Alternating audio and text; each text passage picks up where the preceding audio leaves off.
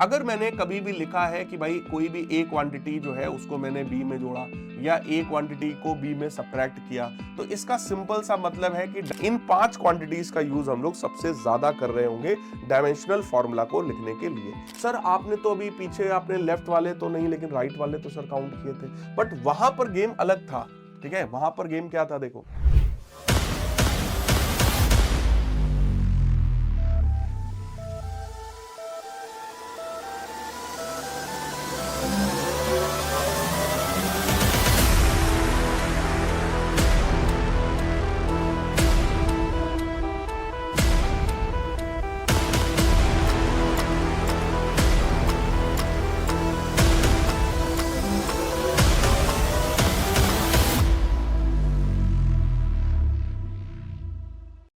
Hey guys, नमस्कार, आदाब, सत्याकाल and came छो ट्रिपल एस आर्मी। क्या हाल चाल है आप सभी का? बहुत बहुत स्वागत है आपके अपने अमेजिंग प्लेटफॉर्म आईएससी वाला पर।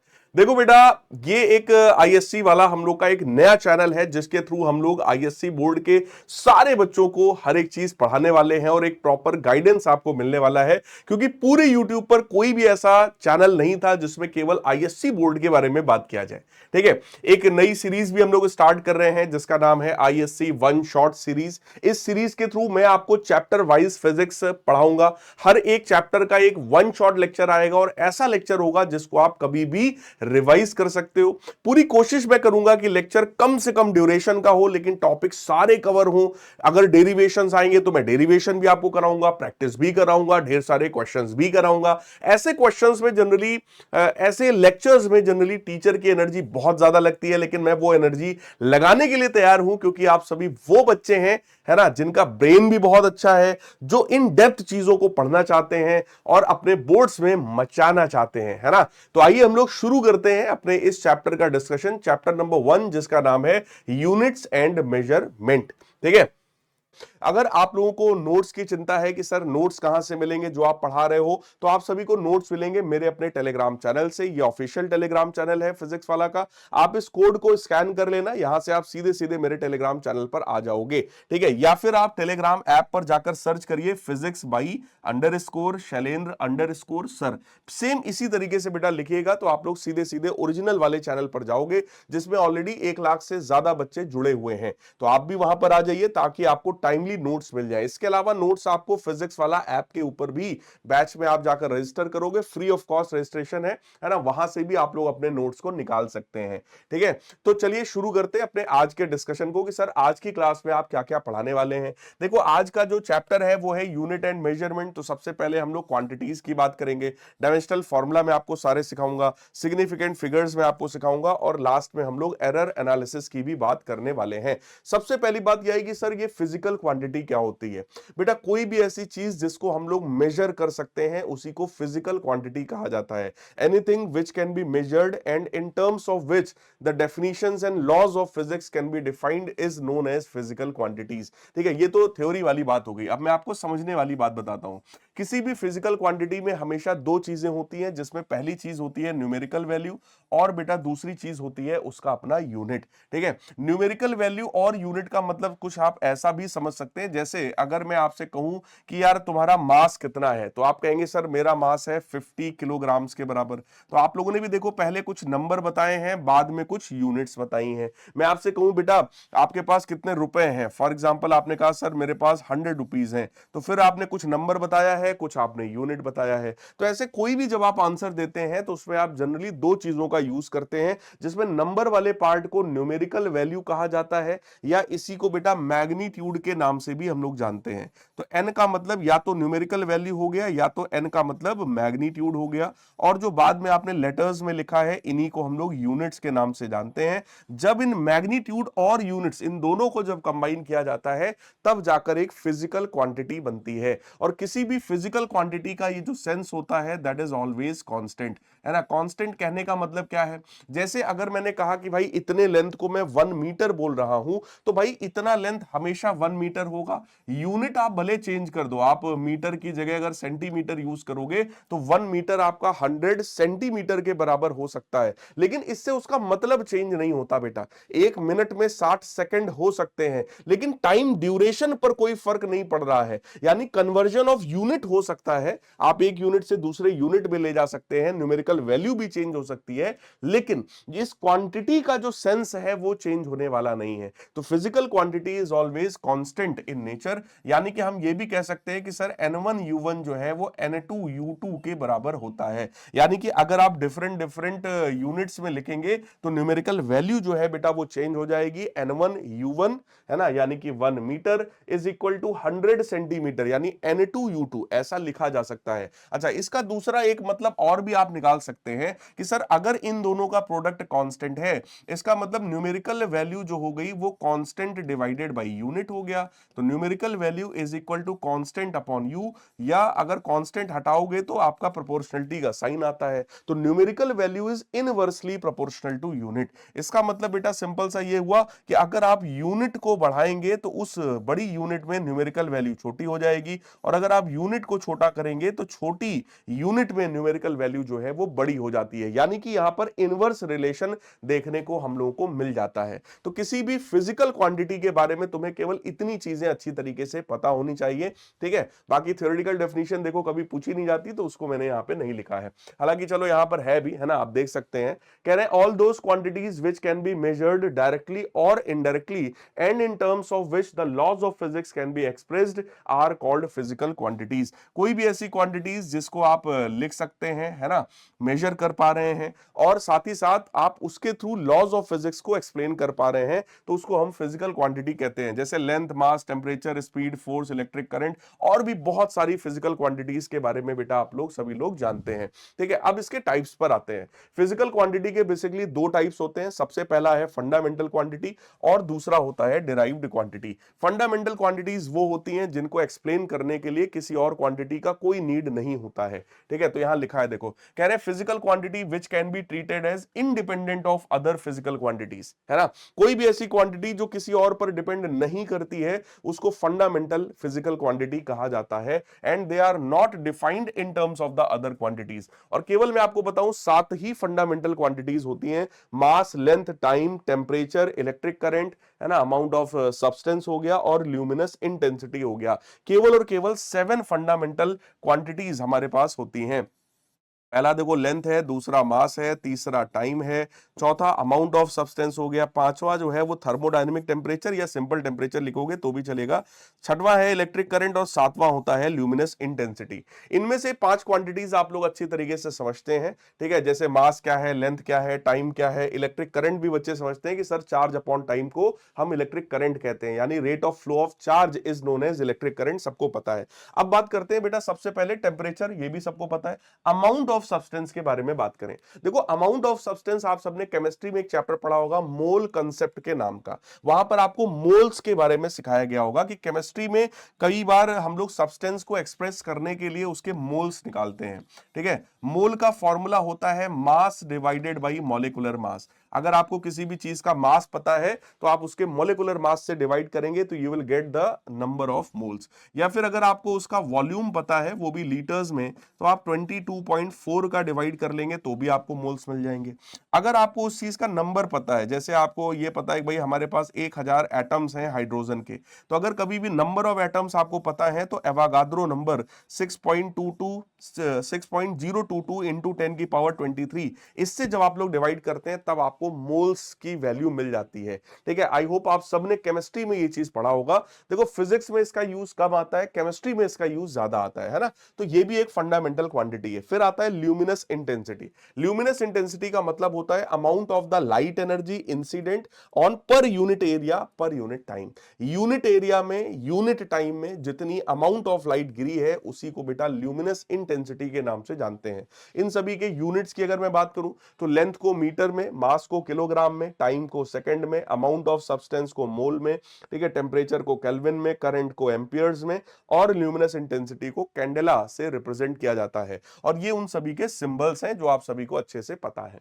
अब आ जाते हैं डिराइव्ड क्वांटिटीज क्या है। ऐसी क्वांटिटीज बेटा जो फंडामेंटल क्वांटिटीज से मिलकर बनती है उनको हम लोग डिराइव्ड क्वांटिटी के नाम से जानते हैं। जैसे कि आपका एरिया हो गया, अब दो तरह के लेंथ का मल्टीप्लाई करो तो एरिया आता है, यानी लेंथ इंटू ब्रेथ लिखो तब जाकर एरिया आता है, ठीक है। या फिर वॉल्यूम की बात करें, length into breadth into height, तीन तरह की लेंथ का मल्टीप्लाई करने पर वॉल्यूम आता है, ऐसे ही डेंसिटी है। तो ऐसी बहुत सी क्वांटिटीज हो गई। इन 7 क्वांटिटीज के अलावा आप जितनी भी क्वांटिटीज को जानते हैं वो सब की सब आपकी डिराइव्ड क्वांटिटीज के टर्म्स में आती हैं। So all those quantities which are derived from fundamental quantities are known as derived quantities. ठीक है, अब यहां पर कुछ सिस्टम ऑफ यूनिट्स की बात कर रहे हैं बेटा। जब आप लेंथ को फुट में, मास को पाउंड में, टाइम को सेकंड में मेजर करते हो तो वो एफपीएस सिस्टम कहलाता है। जब आप लेंथ को सेंटीमीटर में, मास को ग्राम में, टाइम को सेकंड में मेजर करते हो तो सीजीएस सिस्टम होता है। जब आप लेंथ को मीटर में, मास को किलोग्राम में, टाइम को सेकंड में मेजर करते हैं तो ये हमारा एमकेएस सिस्टम कहलाता है। इसके अलावा एक सिस्टम हमारे पास और है जिसको हम लोग एसआई सिस्टम बोलते हैं, यानी international system of units. International system of unit में ना बेटा 7 क्वांटिटीज की बात करेंगे। इन 7 क्वांटिटीज की जब ये यूनिट्स होती हैं तो इसको हम लोग इंटरनेशनल सिस्टम ऑफ यूनिट्स के नाम से जानते हैं। जबकि ये जो तीनों यूनिट्स हैं, एफपीएस, सीजीएस और एमकेएस, इन तीनों में केवल तीन तीन क्वांटिटीज की ही बात की जाती है। जबकि इंटरनेशनल सिस्टम ऑफ यूनिट्स में हम लोग टोटल 7 क्वांटिटीज के मेजरमेंट की बात करते हैं। तो यहां पर आप 7 क्वांटिटीज लेंगे, ठीक है, 7 क्वांटिटीज आप लेंगे और इन सभी क्वांटिटीज के अपने अपने बेटा यूनिट्स होंगे, ठीक है, जो आप पीछे पढ़ भी चुके हैं। अब आ जाइए बात करते हैं सप्लीमेंट्री क्वांटिटीज सर क्या होती हैं।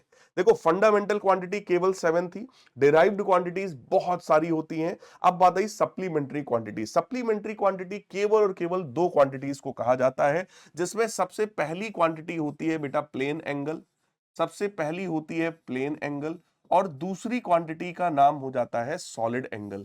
तो प्लेन एंगल और सॉलिड एंगल को ही हम लोग सप्लीमेंट्री क्वांटिटी के नाम से जानते हैं। ठीक है, फंडामेंटल में 7 क्वांटिटीज हो गई, सप्लीमेंट्री में केवल 2 क्वांटिटीज हो गई, और इसके अलावा जितनी भी क्वांटिटीज आप जानते हो, all those quantities are known as your derived quantities, है ना। अब बात आई, एक एक करके बात करते हैं। सर ये प्लेन एंगल क्या होता है? बेटा प्लेन एंगल का सिंपल सा मतलब है कि अगर जैसे हम लोगों ने कोई भी एक सर्कल बनाया, ठीक है, कोई भी हम लोगों ने एक सर्कल बनाया, ये मान लो सर्कल का सेंटर है, तो इस सर्कल का जो आर्क होता है, सर्कल का ये जो आर्क है, ये आर्क अपने सेंटर पर जो एंगल बनाएगा, ये आर्क अपने यहां सेंटर पर जो भी एंगल बनाएगा, ठीक है, तो जब ए पॉइंट से लेकर बी पॉइंट के बीच में ये जो आर्क है, ये आर्क यहां सेंटर पर जो भी एंगल थीटा बनाता है, इसी थीटा एंगल को बेटा प्लेन एंगल कहा जाता है। और इस डिस्टेंस को रेडियस बोलते हैं, ये हम सब लोग जानते हैं कि ये रेडियस है, ये वाला जो एंगल है इसी को प्लेन एंगल बोल रहे हैं, and this is the length of arc. ठीक है, तो प्लेन एंगल का सिंपल सा मतलब होता है the angle subtended by arc of a circle at its centre is known as plane angle. लिखना चाहो तो अपनी कॉपी पे लिख भी सकते हो। इसका फॉर्मूला होता है theta is equal to arc divided by radius. Arc और रेडियस के रेशियो को ही बेटा हम लोग, आर्क और रेडियस के रेशियो को ही हम लोग क्या नाम देते हैं? That is known as plane angle. ठीक है, थीटा बराबर आर्क अपॉन रेडियस। अब बात आई सर इसका यूनिट क्या होता है? तो बेटा इसका यूनिट होता है रेडियन। इसका यूनिट क्या होता है? रेडियन। तो प्लेन एंगल का यूनिट होता है रेडियन।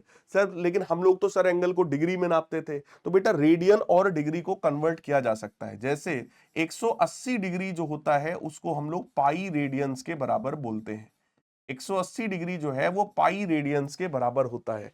अच्छा सर, इसीलिए पाई बाई 2 को 90 डिग्री बोलते थे। यस, है ना, जो 90 डिग्री को पाई बाई 2 आप लिख देते हैं कई बार, तो वो 90 डिग्री में होता है, और ये जो पाई बाई 2 है ये हमारा रेडियंस में होता है। अब आपको आई थिंक ये लॉजिक जो है एकदम क्लियर हो गया होगा। तो आपको कभी भी डिग्रीज को अगर रेडियन में कन्वर्ट करना है तो ये वाले फॉर्मूले को बेटा हमेशा याद रखना, इसको यूज करना। 1 डिग्री पाई अपॉन 180 रेडियंस के बराबर होता है। मैं लिख सकता हूं 1 डिग्री जो है वो pi upon 180, pi upon 180 radians के बराबर है। और 1 रेडियन जो होता है, 1 रेडियन जो होता है वो 180 degree upon pi, 180 degree upon pi, है ना, के बराबर हो जाता है। तो ये दो फॉर्मूले हमेशा याद रखना। डिग्री को रेडियन में कन्वर्ट करना है तो ऐसा यूज करेंगे, रेडियन को डिग्री में कन्वर्ट करना है तो ऐसा यूज करेंगे। बाकी पाई की वैल्यू सबको पता है 3.14 होती है, या 22/7 आप लिख सकते हैं पाई की वैल्यू। आई होप ये पूरी चीज एकदम क्लियर हो गई होगी। यानी सर्किल का आर्क सेंटर पर जो एंगल बनाएगा बेटा, उसी एंगल को हम लोग प्लेन एंगल के नाम से जानते हैं। अब बताइए सर, ये रेडियन को डिफाइन कर दीजिए कि आखिर 1 रेडियन क्या होता है। देखो, जैसे अगर हमने कहा कि कोई भी एक सर्कल है, अब इस सर्किल का अगर रेडियस मान लो 5 सेंटीमीटर के बराबर है, और जो आर्क हमने यहां पे लिया, ये आर्क की लंबाई भी रेडियस के ही बराबर है।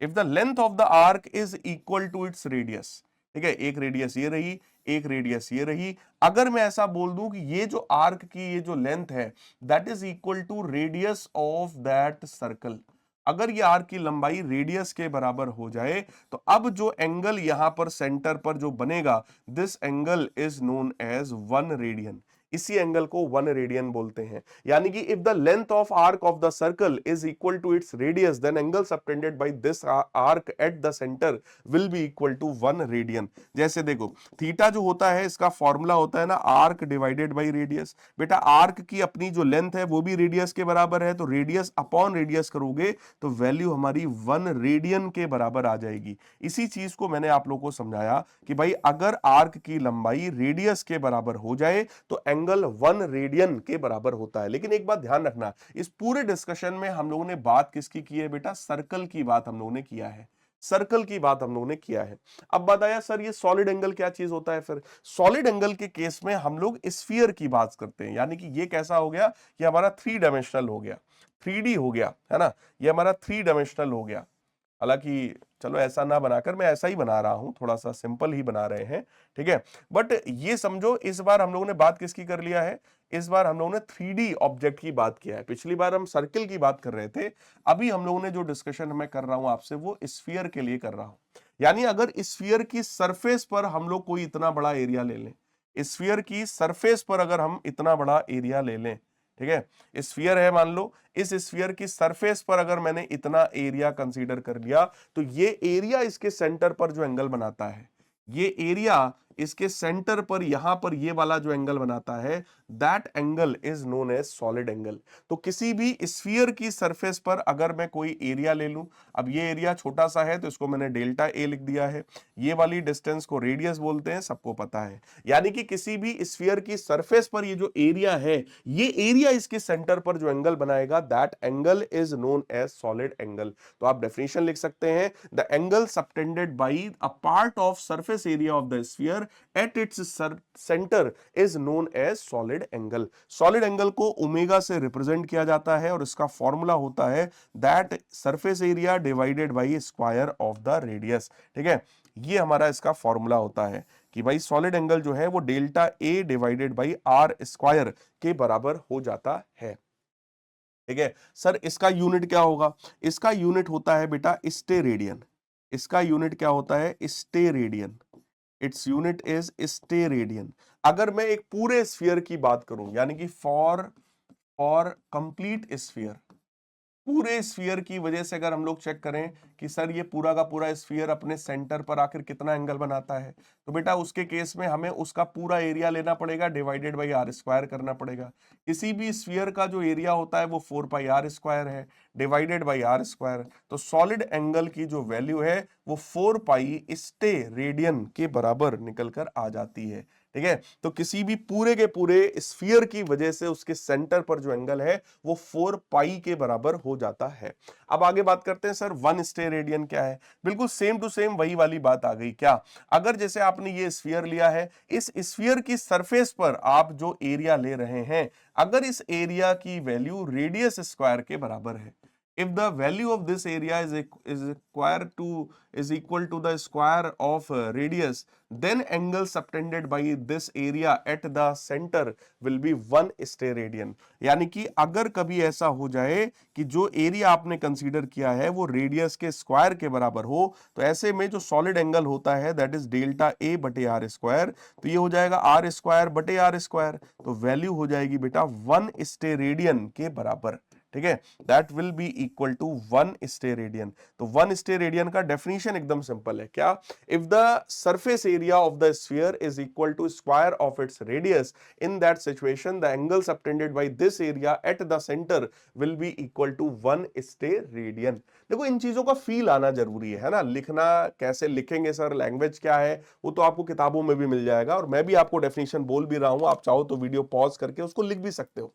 कोई भी ऐसा टॉपिक है बेटा जो तुम्हें लगे कि यार ये चीज तो थोड़ा कम समझ में आया, वीडियो को पीछे ले जाइए और एक बार और रिपीट करके सभी लोग देखिए। ठीक है, आप रिपीट करेंगे 100% क्लैरिटी आप लोग को वीडियोस में आएगी, क्योंकि मैं बहुत क्रिस्टल क्लियर आपको एक एक चीज यहां पर समझा रहा हूं और बता रहा हूं। अब लेंथ की बेटा कुछ कॉमन यूनिट्स की बात करते हैं। जैसे 1 फर्मी का मतलब होता है 10 की पावर में -15 मीटर को फर्मी कहा जाता है। एंगस्ट्रॉम का मतलब होता है 10 की पावर -10 मीटर का। नैनोमीटर का मतलब होता है 10 की पावर में -9 मीटर। और माइक्रोन या माइक्रोमीटर का मतलब होता है 10 की पावर -6 का। यहीं पर मिलीमीटर लिख दिया जाए तो सब लोग जानते हैं दैट इज इक्वल टू 10 की पावर में -3, है ना, 10 की पावर में -3 मीटर के बराबर। So these are simple conversion units, है ना, कैसे आप कन्वर्ट करेंगे। इसके बाद देखो अगला हमारे पास डेफिनेशन है लाइट ईयर का। लाइट ईयर नाम से लगता है कि टाइम का यूनिट होगा, लेकिन ये टाइम का यूनिट नहीं है, it is the unit of distance. 1 light year का सिंपल सा मतलब है distance travelled by the light in vacuum in 1 year. एक साल में लाइट वैक्यूम में जितना डिस्टेंस ट्रेवल करता है उसी को लाइट ईयर बोलते हैं। तो डिस्टेंस का फॉर्मूला हो गया स्पीड इंटू टाइम। स्पीड है लाइट की स्पीड, तो 3 इंटू 10 की पावर 8 हो गया। टाइम है बेटा एक साल का, एक साल में 365 दिन होते हैं, हर एक दिन में 24 घंटे, हर एक घंटे में 60 मिनट और हर एक मिनट में 60 सेकंड। तो ध्यान से देखो 365 दिन है, 24 घंटे हैं, 60 मिनट है, 60 सेकंड है। जब इस पूरे को आप लोग सॉल्व करेंगे तो you will get your relation. 1 light year जो है वो 9.467 इंटू 10 की पावर 15 मीटर के बराबर होता है। अब इसके बाद अगला यूनिट आता है एस्ट्रोनॉमिकल यूनिट। एस्ट्रोनॉमिकल यूनिट का सिंपल सा मतलब है it is the average distance of the Earth from sun. Earth और सन के बीच की जो एवरेज डिस्टेंस है इसी को 1 एस्ट्रोनॉमिकल यूनिट के नाम से जाना जाता है, जिसका वैल्यू है 1.496 इंटू 10 टू द पावर में 11 मीटर। फिर आता है बेटा मास के डिफरेंट यूनिट्स, जैसे 1 टन या मीट्रिक टन का मतलब होता है 1000 किलोग्राम, क्विंटल में 100 केजी होता है, पाउंड्स का मतलब होता है 0.4536 केजी के बराबर, और 1 Chandrasekhar limit that is the largest unit of mass, that is the 1.4 times the mass of sun.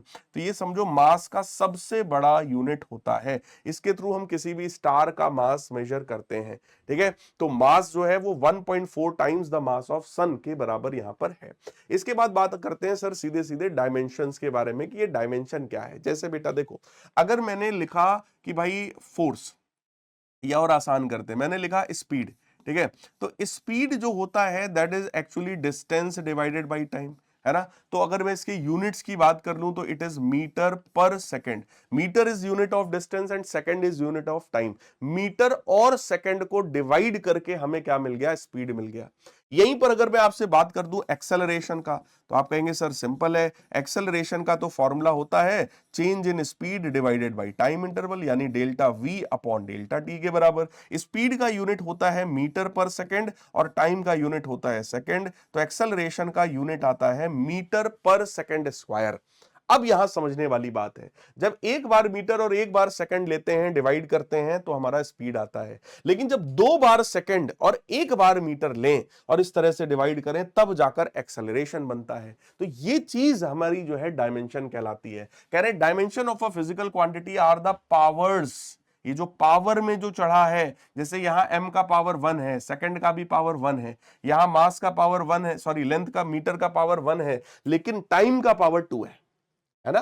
m का मतलब यहां मीटर है ना, तो लेंथ की बात हो रही। कह रहे जो पावर्स आप चढ़ाते हैं to which the fundamental quantity must be raised to represent that quantity completely. यानी कि अगर मैं इस क्वांटिटी को एक्सप्लेन करना चाहता हूं तो मुझे ऐसा लिखना पड़ेगा कि भाई मीटर सेकंड की पावर में -1, इसको मेरे को एक्सप्लेन करना है तो मुझे क्या लिखना पड़ेगा, मीटर सेकंड की पावर में -2। तो ये जो पावर में आप चढ़ा रहे हैं ना, मीटर की पावर 1 सेकंड की पावर -1, मीटर की पावर 1 सेकंड की पावर -2, इसी को डायमेंशन कहा जाता है। तो डायमेंशन का मतलब यही हो गया कि जो आप पावर में चढ़ाते हो, जो आप एक्सपोनेंट्स यहां पर चढ़ाते हो ना पावर में, to which the fundamental quantity must be raised to represent that quantity completely, are known as dimensions. ठीक है, डायमेंशनल फॉर्मूला इंपॉर्टेंट है, ये सबसे ज्यादा पूछा जाता है कि भाई डायमेंशनल फॉर्मूला हम लोग कैसे लिखेंगे। तो आ जाइए मैं आपको इसको सिखाता हूं। डायमेंशनल फॉर्मूला में जैसे बेटा आपने पढ़ी अभी पीछे 7 फंडामेंटल क्वांटिटीज है ना। तो मास को स्क्वायर ब्रैकेट में m से रिप्रेजेंट करते हैं, लेंथ को स्क्वायर ब्रैकेट में l से रिप्रेजेंट किया जाता है, टाइम को स्क्वायर ब्रैकेट में t से रिप्रेजेंट किया जाता है, यहीं पर करंट अगर है तो उसको स्क्वायर ब्रैकेट में a से रिप्रेजेंट करेंगे यानी एम्पियर से। ठीक है, यहीं पे टेम्परेचर की अगर बात कर दिया जाए, टेम्परेचर, तो उसको हम लोग स्क्वायर ब्रैकेट में k से रिप्रेजेंट करेंगे यानी केल्विन से, या फिर स्क्वायर ब्रैकेट में आप थीटा लिख देंगे तो भी वो टेम्परेचर रिप्रेजेंट कर देगा। अमाउंट ऑफ सब्सटेंस की अगर कभी बात किया जाए तो उसका यूनिट मोल होता है, अमाउंट ऑफ सब्सटेंस है तो उसका यूनिट मोल होता है, उसको स्क्वायर ब्रैकेट में MOL अगर आप लिखेंगे तो एक्सप्लेन होगा। साथ ही साथ अगर मैं अगली चीज क्या बची है हमारे पास, कैंडल, हालांकि उसकी जरूरत कभी पड़ती नहीं है ना। ल्यूमिनस इंटेंसिटी की कोई रिक्वायरमेंट आपको ना 11th में आएगी, ना 12th में आएगी, ना जेई में आएगी, ना नीट में आएगी, उसकी रिक्वायरमेंट आपसे कभी नहीं आने वाली है। तो डायमेंशनल फॉर्मूला लिखने के लिए बेसिकली ये 5 क्वांटिटीज ज्यादा इंपॉर्टेंट है, लेकिन ठीक है मैंने 6 बता दिया तो अच्छी बात है, लेकिन ये 5 का यूज बेटा सबसे ज्यादा हम लोग करेंगे। ठीक है, इन 5 क्वांटिटीज का यूज हम लोग सबसे ज्यादा कर रहे होंगे डायमेंशनल फॉर्मूला को लिखने के लिए। अब आ जाओ मैं आपको सिखा दूं कि भाई डायमेंशनल फॉर्मूला आखिर लिखा कैसे जाता है। ठीक है, तो डायमेंशनल फॉर्मूला में मैं आपको एक एक करके सारी चीजें बताऊंगा। सबसे पहला है एरिया। अगर मैं रेक्टेंगल के एरिया की बात फॉर एग्जांपल कर दूं तो that is length multiplied by breadth. Length और ब्रेथ के प्रोडक्ट को एरिया कहा जाता है। ठीक है, तो जरा चेक करो, लेंथ एक फंडामेंटल क्वांटिटी है, उसको एल से रिप्रेजेंट करेंगे, ब्रेथ भी एक तरीके का लेंथ ही होता है, तो एल इंटू एल मल्टीप्लाई करोगे तो एल की पावर में 2, that is the dimensional formula of area. Similarly volume में एल बी एच तीन तीन होता है बेटा, तो ये एल की पावर में 3 हो जाने वाला है, तो ये वॉल्यूम का डायमेंशनल फॉर्मूला हो गया। बिल्कुल ऐसे ही डेंसिटी है, तो डेंसिटी हमारा क्या होता है, मास अपॉन वॉल्यूम। अब मास का डायमेंशनल फॉर्मूला m हो गया, वॉल्यूम का हो गया l की पावर में 3, तो ये हमारा ओवरऑल बन गया ml की पावर में -3। नीचे था ऊपर ले जाएंगे पावर में माइनस हो जाएगा। ठीक है, स्पीड या वेलोसिटी का फॉर्मूला क्या है भैया, डिस्टेंस अपॉन टाइम। डिस्टेंस एक तरीके का लेंथ है और टाइम टाइम ही होता है ना, तो इसका डायमेंशनल फॉर्मूला हो गया हमारा lt की पावर में -1। बिल्कुल ऐसे ही अगला है हमारा एक्सेलरेशन। एक्सेलरेशन होता है बेटा change in speed divided by time interval. Speed का डायमेंशनल फॉर्मूला अभी आपने सीखा है, LT-1 होता है, टाइम का t होता है, दोनों चीजों को कंबाइन करेंगे तो LT की पावर में -2 आ जाएगा, that is dimensional formula of acceleration. Momentum जो है p से रिप्रेजेंट करते हैं, that is equal to product of mass and velocity. Mass का डायमेंशनल फॉर्मूला m, वेलोसिटी का होता है LT-1, तो ये हमारा ओवरऑल डायमेंशनल फॉर्मूला आ गया मोमेंटम का। देखो बेटा ओवरऑल अगर आपको फॉर्मूला आता है ना तो डायमेंशनल फॉर्मूला लिखना बहुत ज्यादा आसान है, उसमें कुछ भी टफ नहीं है। जैसे अगली क्वांटिटी हमारी फोर्स। फोर्स का फॉर्मूला होता है मास इनटू एक्सेलरेशन, तो मास का हो गया m, एक्सेलरेशन का भी हम लोगों ने पीछे पढ़ा था LT-2, तो MLT-2। ऐसे ही होता है वर्क। वर्क हो गया फोर्स इनटू डिस्प्लेसमेंट, फोर्स का हो गया MLT-2, डिस्प्लेसमेंट का हो गया L, ये L इस वाले L से मल्टीप्लाई होगा और इसको बना देगा ML2T-2 के बराबर। अगला है जैसे एनर्जी। अब एनर्जी कोई सी भी हो, फॉर एग्जांपल काइनेटिक एनर्जी है ½ mv², तो बेटा 1/2 तो नंबर है, नंबर का कोई डायमेंशनल फॉर्मूला नहीं होता।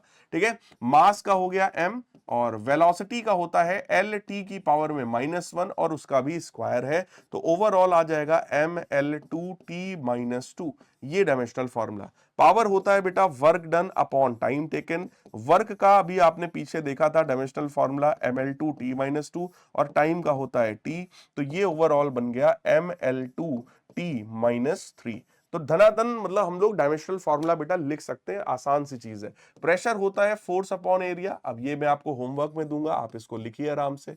ठीक है। मूवमेंट ऑफ फोर्स जो होता है that is force into perpendicular distance, ये भी मैं आपको होमवर्क में दूंगा, आराम से लिखिए। कमेंट्स में भी आप लोग वीडियो पॉज करो और कमेंट्स में भी लिख करके आप लोग बता सकते हो इसको, है ना। अगला होता है ग्रेविटेशनल कांस्टेंट। अब आप सबको न्यूटन्स लॉ ऑफ ग्रेविटेशन आता होगा कि सर फोर्स जो है वो capital G m1 m2 divided by r square होता है। वहां से कैपिटल जी का वैल्यू बेटा मिलेगा F R square divided by m1 m2। अब सोचो फोर्स का डायमेंशनल फॉर्मूला क्या है sir, M L T minus two. Distance square है तो उसका L2 होता है। m1 m2 दो तरीके के मासेस हैं तो उसका m स्क्वायर होगा। तो ओवरऑल बनेगा m की पावर -1, L की पावर में 3 और t की पावर में -2। यानी अगर फॉर्मूला आता है बेटा तो डायमेंशनल फॉर्मूला लिखना कुछ कठिन नहीं है। अब बताइए सर इम्पल्स ऑफ फोर्स क्या होता है, तो फोर्स और टाइम इंटरवल के प्रोडक्ट को ही इम्पल्स कहते हैं। अब डायमेंशनल फॉर्मूला लिखना आपका काम है। फोर्स का होता है mlt-2 और इसका होता है t, मल्टीप्लाई करो तो mlt-1 आ जाएगा इसका डायमेंशनल फॉर्मूला। फिर बात आई सर स्ट्रेस। स्ट्रेस जो है बेटा वो फोर्स अपॉन एरिया होता है। फोर्स का हो गया mlt-2, एरिया का हो गया L2। सॉल्व करेंगे ml-1t-2, that is the dimensional formula of stress. फिर आता है स्ट्रेन। स्ट्रेन का मतलब होता है change in length upon original length. अब बेटा चेंज इन लेंथ का भी डायमेंशनल फॉर्मूला L होगा, लेंथ का तो होता ही है, दोनों कट जाएंगे। ओवरऑल ये क्वांटिटी ऐसी मिल गई जो डायमेंशन लेस है, यानी कि स्ट्रेन जो है वो कैसी क्वांटिटी हो गई, दैट इज डायमेंशनलेस। इसका अपना कोई डायमेंशन बेटा नहीं होता है, so it is a dimensionless quantity. फिर बात आई सर कोफिशिएंट ऑफ इलास्टिसिटी। देखो अभी जो आपने पीछे स्ट्रेस और स्ट्रेन पढ़ा था, stress directly proportional to strain होता है, इसको हुक्स लॉ कहा जाता है। आप ही के सिलेबस में है, अभी सेकंड बुक का जब पहला चैप्टर बेटा स्टार्ट होगा तब आप लोग इसको, इस फॉर्मूले को समझ पाएंगे। Stress directly proportional to strain, ये कौन सा नियम है, ये हुक्स लॉ होता है। हुक्स लॉ होता है, ठीक है। अगर आपको ये नियम पता होता तो आप भी बना लेते, इसमें कोई बड़ी बात नहीं है। तो ये सीधा सीधा बन जाएगा, स्ट्रेस जो है वो E टाइम्स स्ट्रेन होता है। प्रोपोर्शनलिटी का जब साइन हटता है तो एक कांस्टेंट आता है। तो यहां से मॉडुलस ऑफ इलास्टिसिटी का फॉर्मूला आ गया stress divided by strain. Stress और स्ट्रेन के रेशियो को ही हम लोग मॉडुलस ऑफ इलास्टिसिटी के नाम से जानते हैं, ठीक है। अब स्ट्रेस का डायमेंशनल फॉर्मूला भी आपने पीछे पढ़ लिया था कि भाई स्ट्रेस है हमारा फोर्स अपॉन एरिया होता है, तो ml-1t-2 रख देंगे, ml-1t-2 रख देंगे, ठीक है। स्ट्रेन का अपना कोई डायमेंशन होता नहीं है, तो ये L की पावर में 0 हो गया। तो ओवरऑल ml-1t-2 यही इसका डायमेंशनल फॉर्मूला निकल कर आ गया, ठीक है। फिर आया सरफेस टेंशन। सरफेस टेंशन का बेटा फॉर्मूला होता है फोर्स पर यूनिट लेंथ। फोर्स का होता है mlt-2, लेंथ का होता है L, जब डिवाइड करोगे तो mt-2 आ जाएगा। तो ये मैं आपको होमवर्क में दे रहा हूं कि इसको आप लोग करो, है ना। देखो ये प्रैक्टिस का खेल है, नथिंग एल्स, इसमें कुछ भी टफ नहीं है भाई। Surface energy that is work upon area. अगर वर्क का हमें पता है कि सर ml-2t-2 होता है और एरिया का सर L2 होता है, तो बेटा ये सोचो mt-2 हो जाएगा, आ गया सरफेस एनर्जी का डायमेंशनल फार्मूला। यानी सारा खेल है फॉर्मूले में, अगर फॉर्मूला पता होता तो आप कर ले जाते। कोफिशिएंट ऑफ विस्कोसिटी, अब सेम वही चीज आ गई कि सर फोर्स का फॉर्मूला होता है eta A delta v upon delta x. अब आप सोच रहे होंगे सर हमको तो ये वाला फॉर्मूला नहीं पता, तो बेटा तुम्हारी गलती भी नहीं है ना, तुम्हारी गलती नहीं है। ये फॉर्मूला अगर तुम्हें पता होता तो सोचो यहां से ईटा का निकालना है, इसी ईटा को कोफिशिएंट ऑफ विस्कोसिटी कहा जाता है बेटा। तो आप सीधे सीधे निकाल देते अगर आपको फॉर्मूला पता होता तो, ठीक है। तो ये ऐसा हमारा फॉर्मूला है। अब आप सोचो फोर्स का होता है mlt-2, ठीक है। डिस्टेंस का होता है L के बराबर, एरिया का होता है L स्क्वायर के बराबर, और वेलोसिटी का होता है LT-1 के बराबर। अब केवल इसको सिंप्लीफाई करना है, जैसे ही आप सिंप्लीफाई करेंगे you will get your idea. L और L स्क्वायर बनेगा, वो इसके साथ कैंसिल हो गया, तो ये बन गया m L की पावर में -1, ये T की पावर में -2 है, ये T की पावर में -1 है, तो ओवरऑल ये भी T की पावर में -1 बन जाएगा। तो इस तरह से आप करते तो आपको पूरा इसका जो है आइडिया हो जाता कि सर कैसे हमें इसकी वैल्यूज को निकालना है। आई होप आप सभी को बात एकदम क्लियर समझ में आ रही होगी और आप इसकी प्रैक्टिस भी कर पाएंगे, ठीक है। नोट्स ले लेना बेटा, नोट्स का चाहो तो आप प्रिंट आउट निकलवा सकते हो, है ना, और आप एक एक करके सारी चीजों की प्रैक्टिस जो है वो कर सकते हैं। फिर बात आ गई सर एंगल। जैसे एंगल मैंने पीछे बताया, थीटा जो है वो आर्क अपॉन रेडियस होता है। अब बेटा आर्क एक तरीके की लंबाई है और रेडियस तो लंबाई है ही है, तो it is L upon L, दोनों कैंसिल आउट हो जाएगा। तो अगेन कोई सा भी एंगल हो, एंगल भी कैसी क्वांटिटी है बेटा, डायमेंशनलेस। ध्यान रखिएगा, एंगल कैसी क्वांटिटी हो गई, डायमेंशनलेस क्वांटिटी हो गई। फिर बात आई एंगुलर वेलोसिटी। एक फॉर्मूला होता है v बराबर आर ओमेगा, तो वहां से ओमेगा आता है v divided by r. Omega जो है ना, अब अगर मैं उसकी बात करूं तो ओमेगा का मतलब हो गया एंगुलर फ्रीक्वेंसी या एंगुलर वेलोसिटी, ठीक है। तो जब कोई भी ऑब्जेक्ट सर्कुलर मोशन में घूम रहा होता है तो उसका एंगल भी ऐसे ऐसे घूम रहा होता है। So that angular displacement upon time interval is known as angular velocity. तो v बराबर आर ओमेगा होता है, तो ओमेगा बराबर v बटे आर। v स्पीड है, स्पीड का होता है ना एल टी माइनस वन, और r डिस्टेंस है, इसका l होता है, l से l कट जाएगा, ओवरऑल t की पावर में माइनस वन बचेगा। अच्छा एक बात और ध्यान रखना, इसमें ऐसे काट के मत दिखाना बेटा, काट के मत दिखाना, है ना, यहाँ पे ऐसे कट नहीं किया जाता, बट ओवरऑल हो डिवीजन ही रहा है। फिर बात है सर एंगुलर एक्सेलरेशन क्या होता है। एक फॉर्मूला होता है बेटा a बराबर आर अल्फा, जैसे v बराबर आर ओमेगा था वैसे ही a बराबर आर अल्फा है, और वहां पर अल्फा को ही एंगुलर एक्सेलरेशन बोलते हैं, that is acceleration upon radius. तो एक्सेलरेशन हो गया एल टी माइनस टू और रेडियस हो गया l, तो ओवरऑल इसका डायमेंशनल फॉर्मूला मिल गया t की पावर में माइनस टू। बिल्कुल ऐसे ही अगला है moment of inertia. Moment of inertia को आई से रिप्रेजेंट करते हैं, इसका फॉर्मूला होता है मास इनटू डिस्टेंस का स्क्वायर। तो मास का हो गया m, डिस्टेंस का स्क्वायर है तो l स्क्वायर हो गया, तो m l square, that is the dimensional formula of moment of inertia, है ना। तो मोमेंट ऑफ इनर्शिया लिखना भाई बड़ा सिंपल है। रेडियस ऑफ गायरेशन ऑब्वियस है, किसी चीज की रेडियस है, किसी चीज की डिस्टेंस है, तो इसका डायमेंशनल फॉर्मूला l हो गया। फिर कह रहे हैं एंगुलर मोमेंटम। एंगुलर मोमेंटम को L से डिनोट किया जाता है और उसका फॉर्मूला है mvr। m क्या है, मास, v है वेलोसिटी, r है रेडियस। अब इसका डायमेंशनल फॉर्मूला लिखना तुम्हारा काम है, इसको मैं होमवर्क में दे रहा हूं। सोचो अगर यही फॉर्मूला तुम्हें पहले पता होता तो तुम भी चुटकियों में लिख देते, कोई बड़ी बात नहीं थी। इसका मतलब ओवरऑल गेम बेटा ये है कि अगर फॉर्मूला आता है तो डायमेंशनल फॉर्मूला लिखना बहुत आसान है ना। इन सारी क्वांटिटीज का डायमेंशनल फॉर्मूला आप लोग लिख सकते हैं। जैसे स्पेसिफिक हीट है, अब हीट का फॉर्मूला होता है Q बराबर एम सी डेल्टा टी। तो बेटा यहां पर ये जो C होता है इसी को स्पेसिफिक हीट बोलते हैं, that is Q upon M delta T. Q क्या है, Q एक तरीके की एनर्जी है, हीट क्या होती है, एनर्जी होती है, और किसी भी एनर्जी का डायमेंशनल फॉर्मूला आप पढ़ चुके हैं, it is M L two T minus two, है ना। फिर बात आया मास, तो मास का m होता है, डेल्टा टी यहाँ टेम्परेचर है, टेम्परेचर को k या फिर थीटा से लिख सकते हैं, तो m से m समझो कट गया, ये बन गया L2t minus two k minus one, आ गया हमारा डायमेंशनल फार्मूला। फिर कह रहा है लेटेंट हीट, तो एक और फॉर्मूला होता है Q बराबर m इंटू एल के बराबर, तो L हमारा Q बटे m हो जाएगा, ठीक है, हो गया। ML2T माइनस टू ये हीट का होता है, मास का m होता है, दोनों डिवाइड करेंगे, L2T माइनस टू बन जाएगा। देखो बेटा जब आप किसी भी चीज को हीट करते हो और उसके टेम्परेचर में चेंज आता है तो वहां पर जो हीट रिक्वायर्ड है वो स्पेसिफिक हीट है।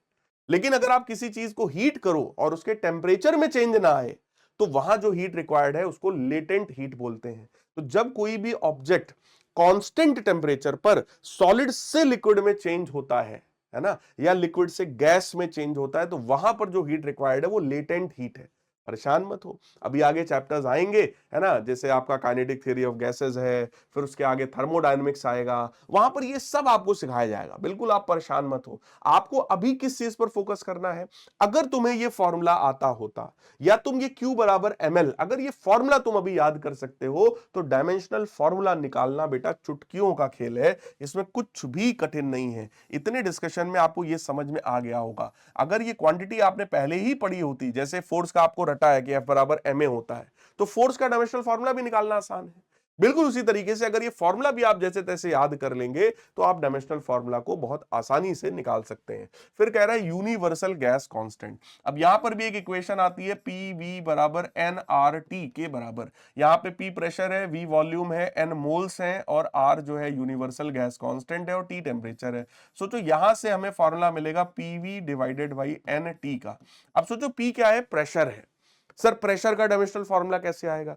एक तरीका है कि पीछे जाओ और पीछे जाके चेक कर लो। दूसरा तरीका है कि रफ कॉपी में निकाल लो। प्रेशर क्या होता है भैया? फोर्स अपॉन एरिया होता है। तो फोर्स का हो गया mLT-2, ठीक है, और एरिया का होता है L स्क्वायर। इसको सॉल्व कर लेंगे तो प्रेशर का आएगा बेटा mL-1T-2। तो आ गया प्रेशर का कितना? mL-1T-2। ऐसे ही वॉल्यूम का L3 होता है। मोल्स का मैंने कहा था MOL लिख देंगे ऐसे मोल्स में। और टेम्परेचर जो होता है उसके लिए केल्विन होता है, या थीटा लिखना चाहो तो वो लिख सकते हो, आपके ऊपर है। अब इसी को सिंप्लीफाई कर लो यार, तो बन जाएगा mL-1 है, यहाँ 3 है तो mL2 बन जाएगा, T-2 बनेगा, K-1 बनेगा, और मोल की पावर में भी -1 बन जाएगा। तो ये डायमेंशनल फॉर्मूला हो गया यूनिवर्सल गैस कांस्टेंट का। बिल्कुल ऐसे ही इलेक्ट्रिक पोटेंशियल है। इलेक्ट्रिक पोटेंशियल का फॉर्मूला होता है V बराबर W अपॉन Q, यानी वर्क डन अपॉन चार्ज। तो बेटा वर्क का डायमेंशनल फॉर्मूला सबको पता है कितना? mL2T-2। और चार्ज का डायमेंशनल फॉर्मूला होता है करंट इंटू टाइम। तो करंट का A और टाइम का T। तो ओवरऑल इसको सॉल्व करिए, mL2T-3A-1। इस तरीके से डायमेंशनल फॉर्मूला बन जाएगा। देखो चार्ज का होता है charge is equal to current into time, तो A इंटू टी, ये चार्ज का डायमेंशनल फॉर्मूला लिखा जा सकता है। तो मैंने आपको 30 डायमेंशनल फॉर्मूले की प्रैक्टिस कराई है, 30 डायमेंशनल फॉर्मूला है ना। अब इसी तरीके से अगर आपको पोटेंशियल का आता है तो आप रेजिस्टेंस का निकाल सकते हैं। भाई ओम्स लॉ कहता है V बराबर IR होता है, सबको रटा होगा। यहां से रेजिस्टेंस का फॉर्मूला क्या आया? Voltage upon current. वोल्टेज का डायमेंशनल फॉर्मूला आप निकाल चुके हैं, करंट के डायमेंशनल फॉर्मूला से और डिवाइड कर दिए तो करंट का एम्पियर होता है A, तो आ जाएगा mL2T-3A-2।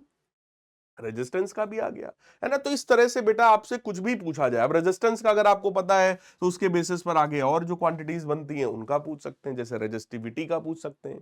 R is equal to rho L by A होता है, तो वहां से आप रेजिस्टिविटी का निकाल सकते हैं। तो सारे फॉर्मूले क्योंकि एक दूसरे से कनेक्टेड है बेटा, तो डायमेंशनल फॉर्मूला निकालना आसान है अगर आपको फॉर्मूला आता है तो। क्लियर? अगर फॉर्मूला समझ में आ गया है, फॉर्मूला याद है, तो डायमेंशनल फॉर्मूला आप चुटकियों में निकाल लेंगे। लेकिन अगर फॉर्मूला ही नहीं आता है तो वो आपकी गलती नहीं है, क्योंकि अभी वो आपको पढ़ाया ही नहीं गया है। तो भाई एक ही तरीका है अभी फिलहाल कि भाई फॉर्मूले को 10-10 बार लिख लिख करके आप प्रैक्टिस कर लीजिए, तो आपको फॉर्मूला याद हो जाएगा। अब बात आती है सर ये इतना जो डायमेंशनल फॉर्मूला आपने पढ़ाया, आखिर इस डायमेंशनल फॉर्मूला का यूज क्या है?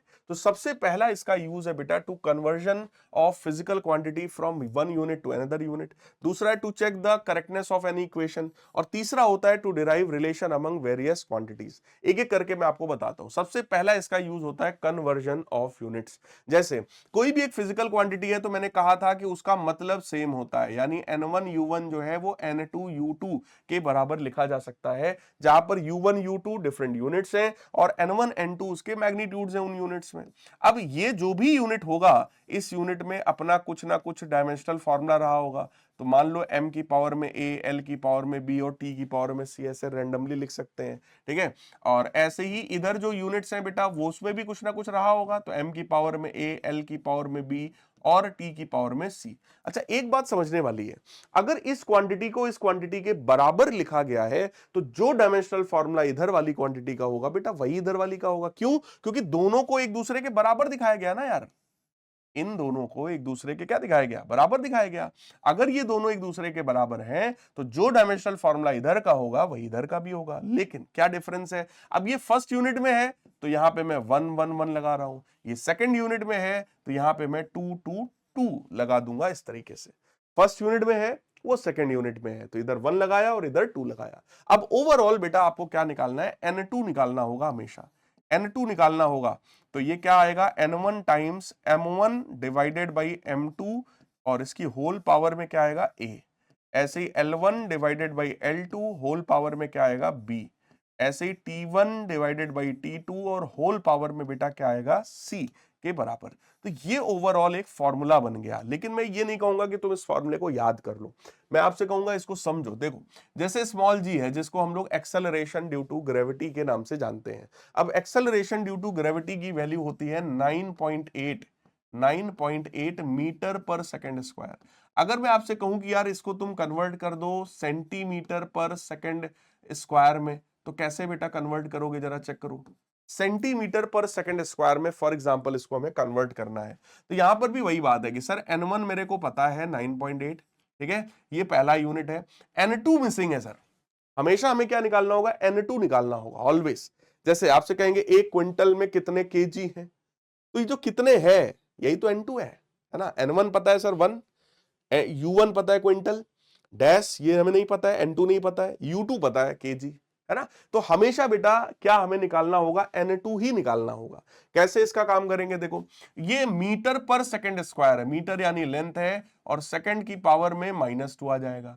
बिल्कुल इसी तरीके से N2 हमारा मिसिंग है, तो जो डायमेंशनल फॉर्मूला लेफ्ट का होता है वही राइट का भी होता है ना। तो इस तरह से आप सबसे पहले क्या लिखेंगे, डायमेंशनल फॉर्मूला लिख देंगे दोनों तरफ, किसी भी एक तरफ का निकाल लो, दूसरी तरफ का डायमेंशनल फार्मूला वही होगा जो इधर का है, ठीक है। अब ये फर्स्ट यूनिट है तो 1 1 लिख दो, ये सेकंड वाली यूनिट में है तो 2 2 लिख दो, सिंपल बात। अब N2 का वैल्यू बेटा मेरे को निकालना है, तो सर N2 कैसे मिलेगा, N2 का वैल्यू है 9.8 टाइम्स ये, है ना। L1 यहां लिखा है, L2 नीचे भेजेंगे तो L1 बटे L2 हो जाएगा, L1 अपॉन L2 हो जाएगा। बिल्कुल ऐसे ही T1 यहां पर है, T2 नीचे जाएगा और पूरे की पावर में -2 हो जाएगा। अब आप यहां पर वैल्यूज रख दो 9.8।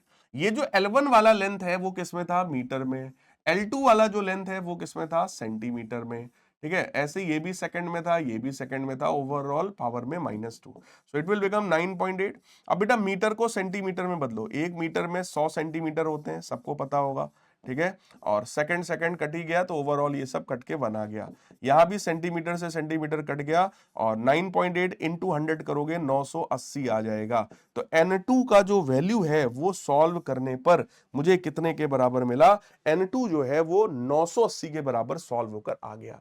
यानी कि 9.8 अगर मीटर पर सेकंड स्क्वायर है तो उसको हम 980 सेंटीमीटर पर सेकंड स्क्वायर ऐसा लिख सकते हैं। क्लियर।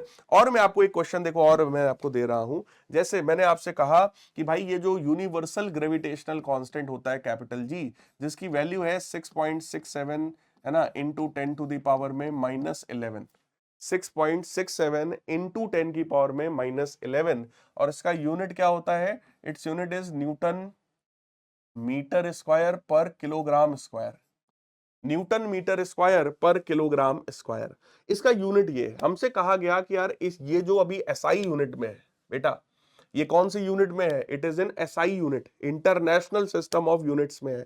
इसको आप कन्वर्ट कर दीजिए जरा सीजीएस यूनिट में, इसको कन्वर्ट कर दीजिए सीजीएस यूनिट में। सीजीएस यूनिट में फोर्स का यूनिट होता है डाइन, ठीक है, और डिस्टेंस का होता है सेंटीमीटर, और मास का होता है ग्राम। तो ये बन जाएगा डाइन सेंटीमीटर पर ग्राम स्क्वायर, लाइक दिस, ठीक है। ये हमारा क्वेश्चन है, ये क्या है, ये हमारा कन्वर्जन ऑफ यूनिट का एक क्वेश्चन आ गया कि भैया ये जो आपका होता है ना यूनिवर्सल ग्रेविटेशनल कांस्टेंट, इसको एसआई यूनिट से आप सीजीएस यूनिट में कन्वर्ट करिए। अब देखो हम कैसे करेंगे, सबसे पहले हमें बेटा इसका क्या चाहिए, डायमेंशनल फॉर्मूला। तो आप ऐसे निकाल लो पहले डायमेंशनल फॉर्मूला, कि F is equal to capital G m1 m2 बटे आर स्क्वायर होता है। यहां से कैपिटल जी की वैल्यू आपको मिल जाएगी कितनी, F into R square divided by m1 m2। Clear. Force का डायमेंशनल फॉर्मूला होता है mLT-2, डिस्टेंस का स्क्वायर है तो L2 हो जाएगा, m1 m2 दो दो मासेस हैं तो m2 हो जाएगा। ओवरऑल ये बनेगा m की पावर में -1, L की पावर में 3 और T की पावर में -2। यानी हमने डायमेंशनल फॉर्मूला पहले इसका निकाला। तो अब हम यहां पर यही चीज लिखेंगे, क्या, N1 मेरे को पता है 6.67 इंटू 10 की पावर में -11। अब इसको तुम कन्वर्ट कर दो इस तरह के डायमेंशन में, ठीक है। क्या लिखेंगे डायमेंशन हम यहां पर, m की पावर में -1, L की पावर में 3 और T की पावर में -2, ठीक है। जो डायमेंशनल फॉर्मूला इधर का होगा वही उधर का भी होगा। मिसिंग यहां पर कौन होता है हमेशा, N2, ये गायब होता है। तो जो इधर लिखा है भैया वही सेम टू सेम हम यहां लिखेंगे, सेम टू सेम हम लोग यहां पे लिखेंगे लाइक दिस। बट क्योंकि ये फर्स्ट यूनिट में है तो इसमें 1 1 1 लगाएंगे, ये सेकंड वाली यूनिट में है तो इसमें 2 2 2 लगाएंगे। अब बेटा N2 का वैल्यू मेरे को निकालना है, N2 सोचो कैसे मिलेगा हमें, तो उसके लिए हमें क्या करना है, ये वैल्यू तो सेम लिखेंगे 6.67 इंटू 10 की पावर में -11, ये सब नीचे भेजेंगे तो ये बनेगा m1 upon m2 whole power में क्या है, -1, यहां भी था यहां भी था। बिल्कुल ऐसे ही L1 है, L2 है, पावर में बेटा 3 है, बिल्कुल ऐसे ही T1 है, T2 है और पावर में -2 है। ठीक है, अब इसको सिंप्लीफाई करो, 6.67 इंटू 10 की पावर में -11। अब सोचो, अगर मैं M1 जो है वो कौन सी यूनिट में था, SI यूनिट में। M1 कौन सी यूनिट में था, ये कौन सी यूनिट है, SI यानी इंटरनेशनल सिस्टम ऑफ यूनिट। और ये कौन सी यूनिट है, CGS यूनिट है। अगर M1 की मैं बात करूं SI यूनिट में, तो सोचो क्या होती है बेटा। मास को SI यूनिट में कैसे मेजर करते हैं हम लोग, किलोग्राम्स में करते हैं ना। तो ये हो गया किलोग्राम, और यहां पर मास किस में है भैया, ग्राम में है, तो डिवाइडेड बाई, है ना, पावर में -1। यहां पर M1 लेंथ किस में होगा, मीटर में, CGS में होगा सेंटीमीटर में, पावर में 3 हो गया। बिल्कुल ऐसे ही टाइम इसमें होगा सेकंड में, इधर भी टाइम किस में होगा, सेकंड में होगा, पावर में हो गया -2 हो गया। बात समझ में आ रही है। देखो, एमकेएस सिस्टम में, एसआई सिस्टम में मास किलोग्राम में होता है और सीजीएस में ग्राम में। एसआई में लेंथ मीटर में होता है और सीजीएस में सेंटीमीटर में। टाइम जबकि दोनों में सेकंड में ही होता है। तो सेकंड सेकंड कट गया, ये सब तो 1 आ गया। अब जो बचा है उसको सिंप्लीफाई करो, 6.67 इंटू 10 की पावर में -11। ये किलोग्राम है, 1 किलोग्राम में बेटा 1000 ग्राम होते हैं, डिवाइडेड बाई ग्राम, पावर में -1 है। 1 मीटर में 100 सेंटीमीटर होता है, डिवाइडेड बाई सेंटीमीटर है, पावर में 3 है। ये भी कटेगा, ये भी कटेगा। अब ये देखो क्या बना, 6.67 इंटू 10 की पावर में -11। ये है 1000 की पावर में -1 यानी 1/1000, 1/1000। ये क्या है, 100 की पावर में 3 यानी कि 100।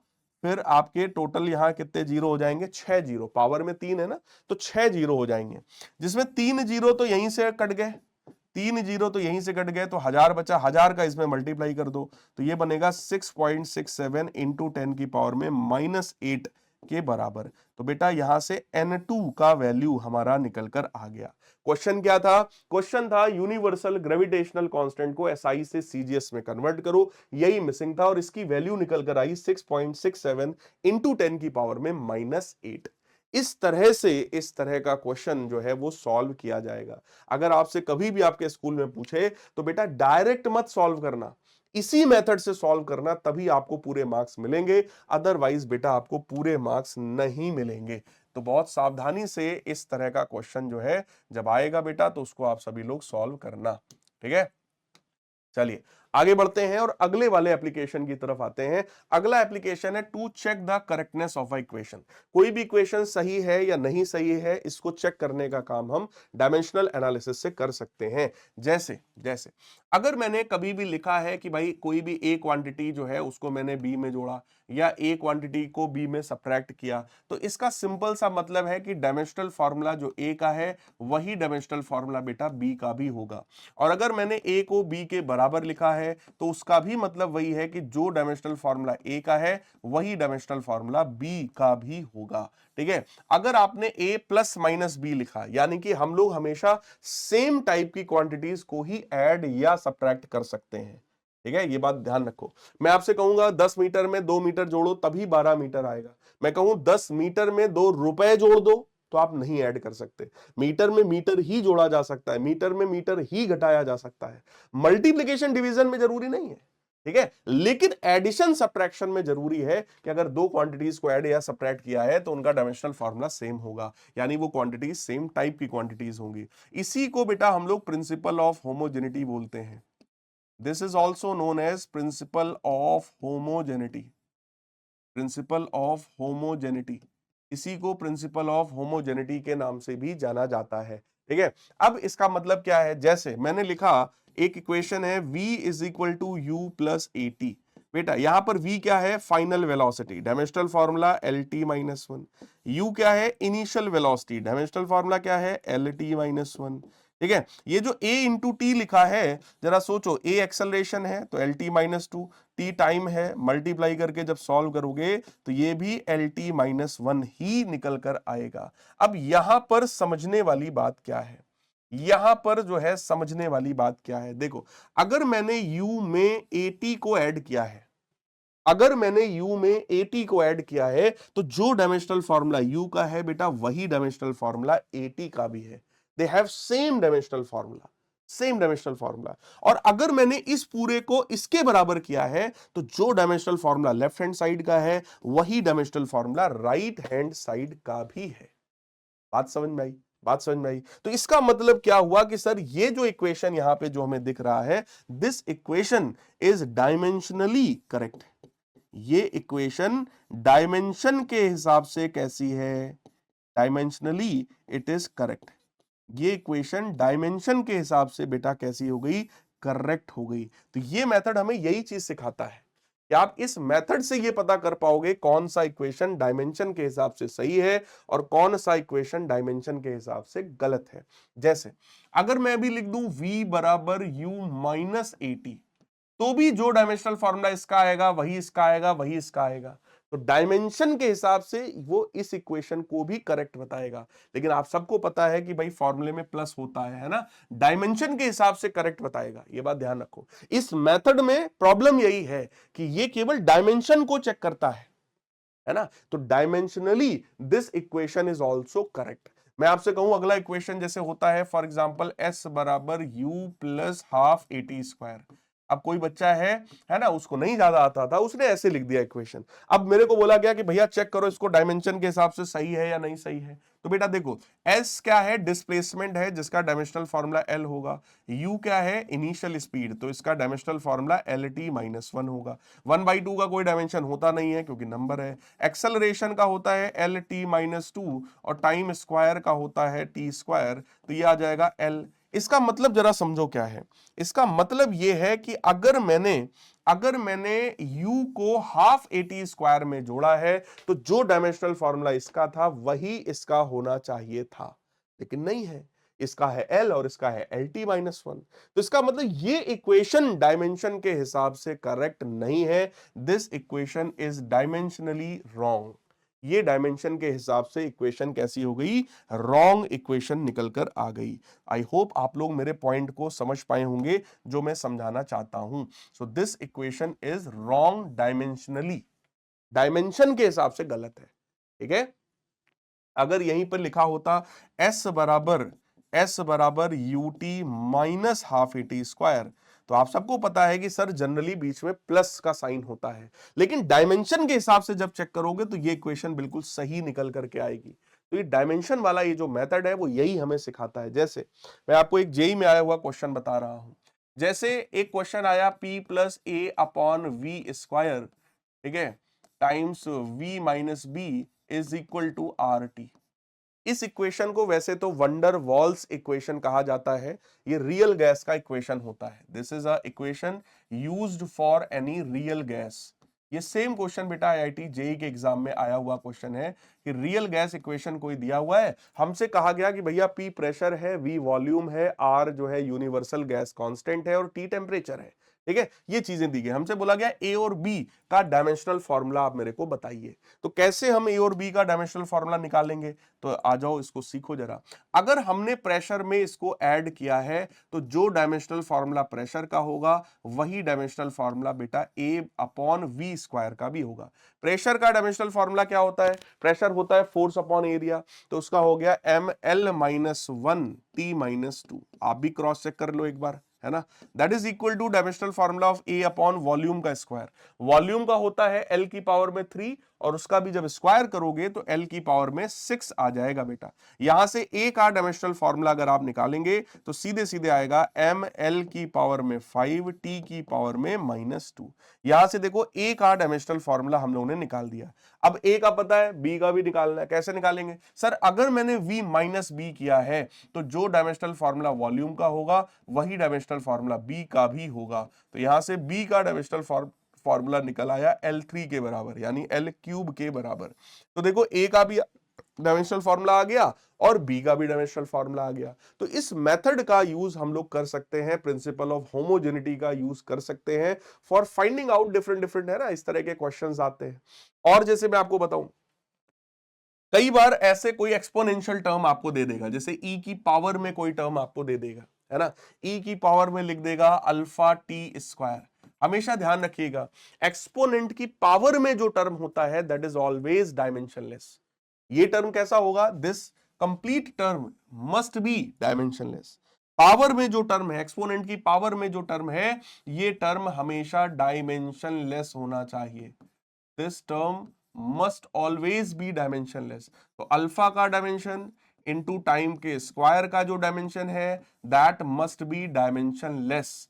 डायमेंशन लेस लिखने का तरीका बेटा ये होता है, पावर में जीरो चढ़ा दिया जाता है, ठीक है, केवल टी की पावर जीरो भी तुम लिख सकते थे, तुम्हारे ऊपर है। तो अल्फा का डायमेंशनल फॉर्मूला यहां से आप चेक कर सकते हैं, टी की पावर -2 निकल कर आएगा। सर ये -2 कहां से आया? जब इसको इधर भेजोगे डिवीजन में जाएगा तो पावर में -2 आ जाएगा। तो इस तरह से देखो अल्फा का डायमेंशनल फॉर्मूला निकाला जा सकता है। अब हम लोग अपने तीसरे वाले इसके यूज पर आते हैं। थर्ड यूज इसका होता है to derive relation among various physical quantities. कुछ क्वांटिटीज दे देगा, उनके बीच की रिलेशन को हम लोग निकाल सकते हैं यूजिंग दिस मेथड। जैसे अगर मैं सेंट्रीपिटल फोर्स की बात करूं तो मेरे को बस इतना पता है कि सर इसका कुछ यूज जो है वो सर्कुलर मोशन में होता है। सर्कुलर मोशन में अगर कोई भी ऑब्जेक्ट है जो घूम रहा है उसका कुछ ना कुछ मास होगा, उसकी कुछ ना कुछ स्पीड रही होगी, और भाई सर्कल है तो कुछ ना कुछ रेडियस रहा होगा। ये कॉमन सेंस वाली बात है ना। क्वेश्चन में भी दिया गया, हमसे कह रहा है let us derive the expression for centripetal force acting on the particle of mass m moving with velocity v in a circle of radius r। यानी तीन ही चीजें मेरे को पता है, m v और r, केवल तीन चीज पता है। और हमसे बोला गया कि भैया आप जो है फोर्स का जो है फॉर्मूला डिराइव कर दो। हमको इतना पता है कि भाई फोर्स के लिए अगर ये तीन चीजें दी हैं तो ये फोर्स केवल इन्हीं तीन चीजों पर ही डिपेंड कर रहा होगा, मास पर, वेलोसिटी पर और रेडियस पर। अगर मेरे को इन्हीं तीन चीजों से फोर्स निकालना है तो फोर्स इन्हीं पे डिपेंड कर रहा होगा, लेकिन कैसे डिपेंड कर रहा है ये नहीं पता। तो पावर में या तो ए रहा होगा, इधर बी रहा होगा, इधर सी रहा होगा। अब ए और बी सी सब वेरिएबल हैं, कुछ भी वैल्यू हो सकती है, तो हम उसकी वैल्यूज को अभी निकालेंगे। आप सबको पता है कांस्टेंट को जब हटाया जाता है ना, तो प्रोपोर्शनलिटी आता है। प्रोपोर्शनलिटी को हटाया जाएगा तो एक कांस्टेंट के आ जाएगा। तो फॉर्मूला हो जाएगा इस तरीके का कुछ हमारा। सारा खेल ये है कि सर अगर ए बी और सी की वैल्यू मिल जाए तो हम इस क्वेश्चन को सॉल्व कर पाएंगे। कैसे करेंगे? अब आप हर एक टर्म का क्या करो बेटा, डायमेंशनल फॉर्मूला लिखो। फोर्स का डायमेंशनल फॉर्मूला क्या होता है? एम एल टी -2 के बराबर। के तो एक कांस्टेंट है, कांस्टेंट का कोई डायमेंशनल फॉर्मूला नहीं होता। एम मास है तो मास की पावर में ए हो गया। वी जो है वो स्पीड है तो एल टी -1 हो गया, इसका पावर में बी हो गया। आर डिस्टेंस है, रेडियस है तो उसकी पावर में सी हो गया। अब आप दोनों तरफ एम एल और टी के जो टर्म्स हैं उनको थोड़ा सा समेटो।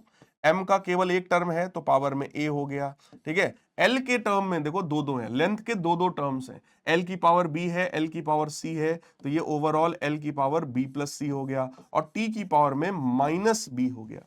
Now comparing both side, on comparing both side, प्यारे बच्चों दोनों तरफ इसको आप कंपेयर करो। जैसे ही कंपेयर करोगे सर m की पावर में a है, m की पावर में 1 है, मतलब a बराबर 1 हुआ। l की पावर में सर b प्लस सी लिखा हुआ है, बट यहां पर l की पावर में 1 है, इसका मतलब b प्लस सी 1 हो गया। सर वहां t की पावर में -b है, यहां t की पावर में -2 है, इसका मतलब -b -2 के बराबर है, इसका मतलब b की वैल्यू 2 के बराबर हो गई। अब देखो हमें a की वैल्यू मिल गई, यहीं से हमें b की वैल्यू भी मिल गई, और c के लिए हमको एक इक्वेशन मिल गया, है ना। तो हम क्या लिख सकते हैं? हम लिखेंगे कि सर c जो है वो 1 - b के बराबर है, 1 - 2 के बराबर है, यानी -1 के बराबर हो गया। तो आप चेक कर सकते हैं बेटा, a भी निकल आया, b भी निकल आया और c भी निकल आया। तीनों की वैल्यूज मिल गई हैं, उठाकर यहां रख देंगे तो हमारे पास ओवरऑल फोर्स की वैल्यू आएगी k टाइम्स मास की पावर में a यानी 1, वेलोसिटी की पावर में b यानी 2, रेडियस की पावर में c यानी कि -1। तो ओवरऑल फॉर्मूला बना constant times M V square, power में -1 है बेटा तो नीचे चला जाएगा। तो ये हमारा फॉर्मूला निकल कर आ गया, ये हमारा फॉर्मूला निकल कर आ गया, k times M V square बटे आर। इस मेथड की कमी यही है कि हम इस कांस्टेंट k की वैल्यू को इस मेथड से नहीं बता सकते, है ना। ये मेथड बहुत प्यारा है, पूरा का पूरा देखो फॉर्मूला निकल करके आ गया, लेकिन यहां पर बस एक ही कमी है कि हम कांस्टेंट k की वैल्यू को नहीं निकाल सकते यूजिंग दिस मेथड। क्लियर? मैं आपको अपनी नॉलेज से बता रहा हूं, यहां पर k की वैल्यू 1 होती है और फॉर्मूला होता है सेंट्रीपिटल फोर्स का mv स्क्वायर बटे r के बराबर, ठीक है। फिर अगला हमारे पास आ गया, सर सिंपल पेंडुलम के लिए बता दो। अच्छा सर क्या होगा? सिंपल पेंडुलम के केस में बेटा सिंपल सी चीज होती है कि भाई एक रस्सी है, उस रस्सी में एक कोई छोटा सा पार्टिकल बांध दिया, इस छोटे पार्टिकल को बॉब कहा जाता है। रस्सी है तो कुछ ना कुछ बेटा रस्सी की लंबाई रही होगी, और ये पार्टिकल अगर बांधे हो तो इस पार्टिकल का कुछ ना कुछ वेट तो रहा ही होगा, है ना। कुछ इस तरीके का सीन है हमारे पास, है ना। अब हमने क्या किया कि इस रस्सी की पार्टिकल जो है थोड़ा सा इधर खींचा, छोड़ दिया। अब वो ऐसे ऐसे करेगा। इसी सिस्टम को बेटा हम लोग क्या बोलते हैं, इसी को हम लोग नाम देते हैं सर, यही है सिंपल पेंडुलम। ठीक है, तो हमारे पास ओवरऑल आप सोचो, ये है बॉब, ये है बॉब जिसको हमने थोड़ा इधर खींचा है, और जैसे ही मैं इसको छोड़ूंगा, ये बॉब इसको कुछ यहां तक लेकर के जाएगा, कुछ इधर तक लेकर जाएगा। यानी ऐसे छोड़ेंगे, ऐसे ऐसे ऐसे ऐसे ये बॉब कर रहा होगा। इसी सिस्टम को सिंपल पेंडुलम कहा जाता है। अब हमसे क्वेश्चन में बोला जा रहा है, इस सिंपल पेंडुलम का टाइम पीरियड बता दीजिए, कैलकुलेट टाइम पीरियड। और केवल इतना पता है हमें कि भैया लेंथ है, कोई मास है, और कुछ ना कुछ ग्रेविटी की वैल्यू है। और हमसे कहा गया कि टाइम पीरियड का फॉर्मूला डिराइव करो इसके लिए। तो बेटा हम डायमेंशन के मेथड से टाइम पीरियड को निकाल सकते हैं। हमको इतना पता है कि भैया टाइम पीरियड केवल जो है वो इन्हीं चीजों पे डिपेंड कर रहा है, एम, जी और एल, तीन ही चीज है। तो तीन ही चीज पे डिपेंड कर रहा होगा भैया। पावर में कुछ भी चढ़ा दो, ए, बी या फिर सी, जो मना है वो चढ़ा दो। बेटा प्रोपोर्शनलिटी जब हटता है तो यहां पर एक कांस्टेंट के आता है, मास की पावर में ए, जी की पावर में बी और लेंथ की पावर में सी, इस तरीके से लिखा जा सकता है। क्लियर। अब मेरे प्यारे बच्चों आ जाइए, हम लोग इसको बनाते हैं कि भाई ये टाइम पीरियड है तो इसका डायमेंशनल फार्मूला टी ही होगा। कांस्टेंट का कोई डायमेंशनल फार्मूला नहीं होता। मास का डायमेंशनल फार्मूला एम हो गया। जी का मतलब होता है acceleration due to gravity. Acceleration कोई सा भी हो, उसका डायमेंशनल फार्मूला हमेशा एल टी माइनस टू ही होगा। और एल का मतलब लेंथ होता है, तो उसका एल हो गया, पावर में ये हो गया। अब इसको थोड़ा समेटो, एम की पावर में ए, एल के टर्म्स देखो यहां भी है, यहां भी है, तो पावर में बी प्लस सी आ गया। और टाइम की पावर में ओवरऑल माइनस का टू बी आ जाएगा, और इधर केवल टाइम है। Now on comparing both side, अब हम क्या करेंगे, हम लोग दोनों तरफ इसको कंपेयर करेंगे। ऑन कंपेयरिंग बोथ साइड, देखो इधर m का पावर a है, इधर m का टर्म ही नहीं है। अगर टर्म नहीं है तो इसका मतलब m की पावर में जीरो रहा होगा, है ना। ऐसे यहां पे l की पावर में b प्लस सी है, लेकिन सर इधर तो टर्म ही नहीं है, तो पावर में जीरो रहा होगा। इधर टाइम की पावर में माइनस टू बी है, और इधर टाइम की पावर में वन है, इसका मतलब b की वैल्यू आ गई बेटा माइनस वन बाई टू के बराबर। तो देखो a की वैल्यू जीरो ही आ गई है ना। b की वैल्यू मेरे को माइनस वन बाई टू मिल गई है। अब हमें यहां से c का निकालना पड़ेगा, तो c को हम लोग माइनस बी लिख सकते हैं। b खुद निगेटिव है, एक माइनस और आएगा तो ओवरऑल वन बाई टू आ जाएगा। तो देखो a, b और c तीनों की वैल्यूज बेटा हमें मिल गई। ए, बी और सी तीनों की वैल्यूज हमें मिल गई। अब ये तीनों वैल्यूज उठा करके यहां पे रखेंगे, तो टाइम पीरियड हमारा बनेगा कांस्टेंट टाइम्स मास की पावर में ए यानी जीरो, जी की पावर में बी यानी कि माइनस वन बाई टू, और लेंथ की पावर में सी यानी कि वन बाई टू। तो आप देखो टाइम पीरियड जो है वो कांस्टेंट टाइम्स, कांस्टेंट टाइम। अब m की पावर जीरो यानी कि वो टर्म खत्म हो गया। किसी की भी पावर जीरो जो है वो वन होती है बेटा, गायब। एल की पावर वन बाई टू यानी अंडर रूट एल हो गया, ठीक है। और जी की पावर में माइनस वन बाई टू है, तो वो नीचे चला जाएगा।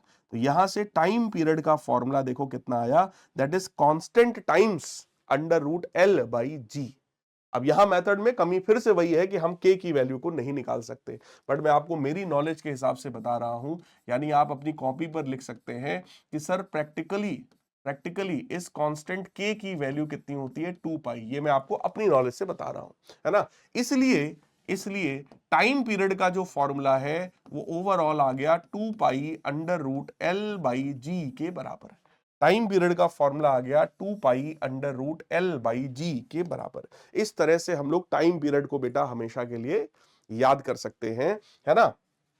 फॉर्मूला मैं याद करने का एक ट्रिक भी आपको बता सकता हूं, एक ट्रिक भी मैं आपको यहां पर बता सकता हूं।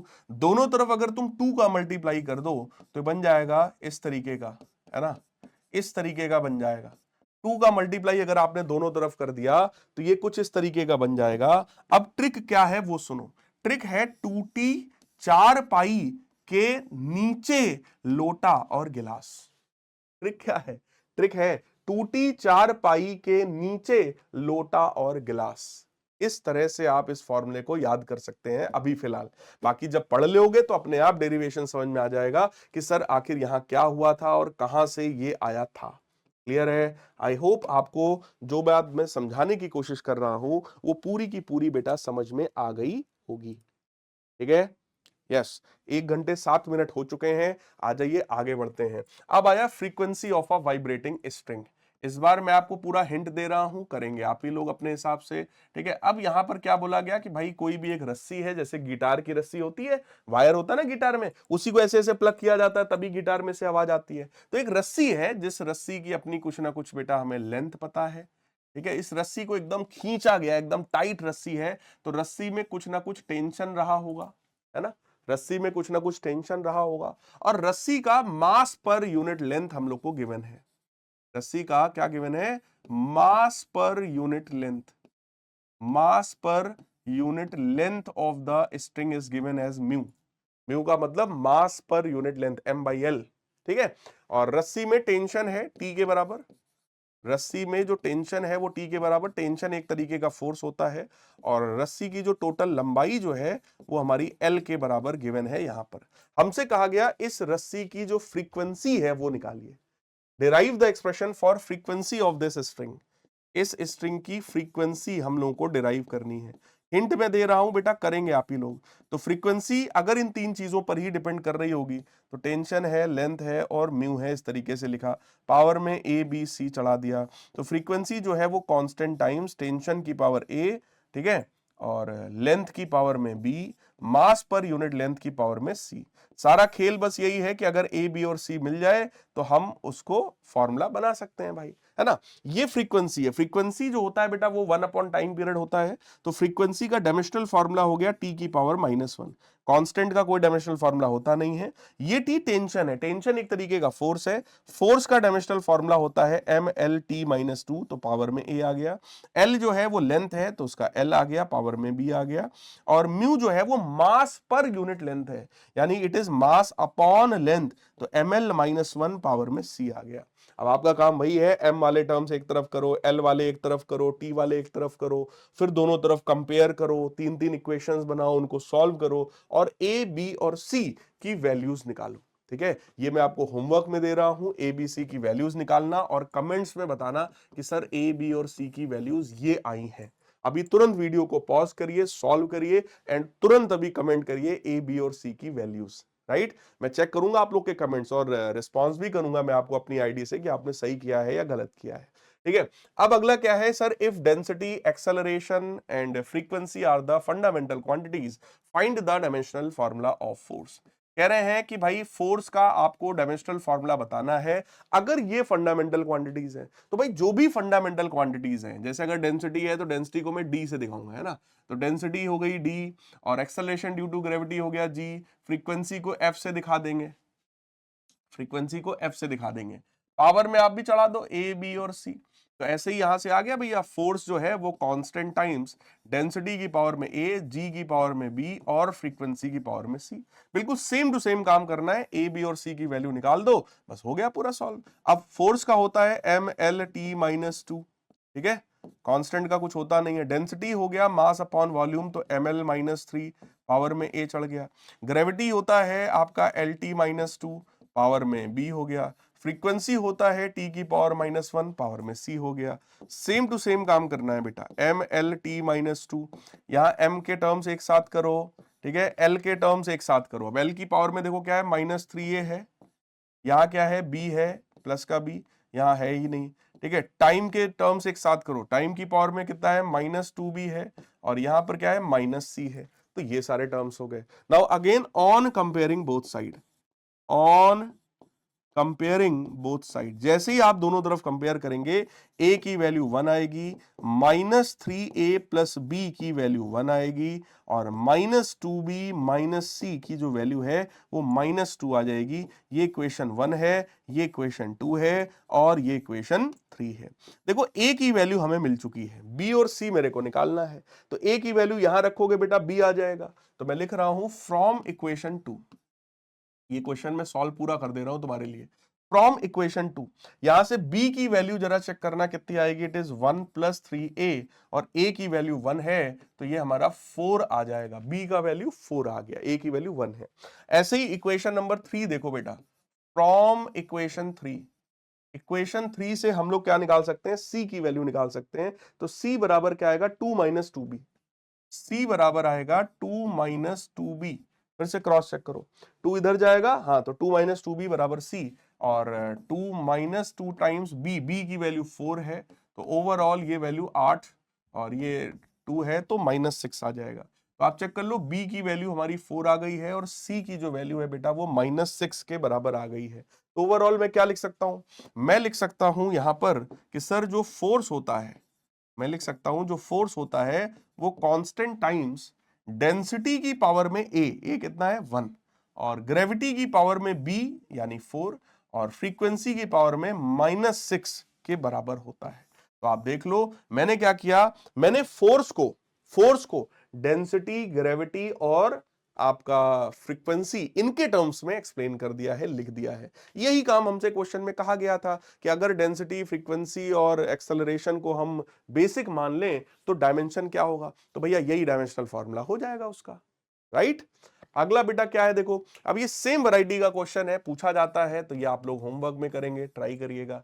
अगला क्या है हमारे पास, अगला टॉपिक हमारे पास है सिग्निफिकेंट फिगर्स, कि सर सिग्निफिकेंट फिगर्स क्या होता है। बेटा जब भी हम लोग कोई भी मेजरमेंट करते हैं, देखो चैप्टर का नाम है यूनिट एंड मेजरमेंट, जब भी आप कोई चीज को नापते हो, जैसे मान लो कोई लेंथ हमें मेजर करना था, हम लोगों ने लेंथ नापा 1.43 मीटर्स के बराबर। तो अब यहां पर जरा समझो, यहां पर कुछ डिजिट्स ऐसे होते हैं जो हमारे बिल्कुल कंफर्म है कि हाँ ये बिल्कुल सही है, इसमें तो कोई गलती हो ही नहीं सकती। गलती जो थोड़ी मोड़ी साइंस मानता है वो हमेशा मानता है आखिरी वाले डिजिट में। ये वाला जो डिजिट होता है इसमें हो सकता है भाई इंसान से गलती हो जाए, तो इस डिजिट को हमेशा डाउटफुल डिजिट कहा जाता है। इसको हमेशा क्या बोला जाता है, इट इज डाउटफुल डिजिट। आखिरी वाला किसी भी मेजरमेंट में आखिरी वाला जो डिजिट है वही डाउटफुल डिजिट होता है। हो सकता है भाई चीज 1.44 मीटर रही हो, हमने गलती से 1.43 नाप दिया, या 1.42 रही हो, हमने गलती से 1.43 नाप दिया, कि भाई थोड़ा ज्यादा या थोड़ा कम हम नाप सकते हैं। लेकिन गलती कहां पर है, डाउटफुल डिजिट कौन होता है, हमेशा आखिरी वाला। ठीक है, तो किसी भी मेजरमेंट में हमें यह चेक करना होता है कि भाई ओवरऑल कितने सिग्निफिकेंट फिगर्स हैं। तो हम आपको बता रहे हैं सिग्निफिकेंट फिगर्स का मतलब यहां पर यही है, वो डिजिट्स जिनमें तो कोई डाउट ही नहीं है प्लस एक डाउटफुल डिजिट, इन्हीं को सिग्निफिकेंट फिगर्स कहा जाता है। तो सर यहां पर कितने सिग्निफिकेंट फिगर्स हैं, तो बेटा यहां पर टोटल 3 सिग्निफिकेंट फिगर्स हैं। पढ़िए, कह रहे हैं the significant figures are normally those digits in a measurement which are known reliably और about which we have confidence in our measurement। यानी ये वो डिजिट्स हैं 1.4 जिस पे हमें पूरा कॉन्फिडेंस है, सर ये तो गलत हो ही नहीं सकता, plus one additional digit that is uncertain, यानी वो जो एक और डाउटफुल डिजिट है, इस पूरे को कंबाइन करके हम बोलेंगे सर यहां पर कितने सिग्निफिकेंट फिगर्स हो गए, 3 सिग्निफिकेंट फिगर्स हो गए। बेटा सिग्निफिकेंट फिगर का डेफिनेशन कभी नहीं पूछता आपसे, है ना, आपसे कहेगा कोई डिजिट दे देगा, आपसे बोलेगा बताओ इसमें कितने सिग्निफिकेंट फिगर्स हैं। तो आ जाओ वो चीज मैं आपको सिखाता हूं। सिग्निफिकेंट फिगर्स का मतलब आपसे ये बता रहे हैं कि जितने ज्यादा सिग्निफिकेंट फिगर्स होंगे एक्यूरेसी उतनी ही ज्यादा होगी। ठीक है, तो accuracy is directly proportional to number of significant figures. जितने ज्यादा सिग्निफिकेंट फिगर्स होंगे उस मेजरमेंट में बेटा एक्यूरेसी भी उतनी ही ज्यादा मानी जाएगी। अब यहां पर रूल्स की बात करते हैं। सबसे पहला रूल यह है कि जितने भी नॉन जीरो डिजिट्स होते हैं वो सब सिग्निफिकेंट हैं। जैसे 13.75 है तो इसमें टोटल कितने सिग्निफिकेंट फिगर्स हो गए, 4 सिग्निफिकेंट हो गए, क्योंकि ये सब नॉन जीरो हैं। फिर कह रहा है जैसे अगर लिखा हुआ है इस तरीके से, तो दो नॉन जीरो फिगर के बीच में जितने जीरो होते हैं उनको भी काउंट किया जाता है। तो यहां पर कितने सिग्निफिकेंट हो गए बेटा, टोटल 5 सिग्निफिकेंट हो गए। जैसे मैं लिख दूं 3004 किलोमीटर या मीटर या सेंटीमीटर या ग्राम, कुछ भी कोई भी यूनिट हो सकता है, उससे नहीं मतलब है। अब यहां पर मैं आपसे कहूं कितने सिग्निफिकेंट हैं बेटा, तो 4 सिग्निफिकेंट है। 3004 में 4 सिग्निफिकेंट फिगर्स यहां पर होते हैं। अब लेफ्ट वाले जो जीरो हैं बेटा उनको काउंट नहीं करते, यानी इसमें केवल 3 सिग्निफिकेंट है। मैं लिख दूं 0000100। अब यहां पर कितने सिग्निफिकेंट हैं, केवल और केवल 3 सिग्निफिकेंट हैं। लेफ्ट वाले जीरोस को बेटा काउंट नहीं किया जाता है, दे आर नॉट काउंटेड।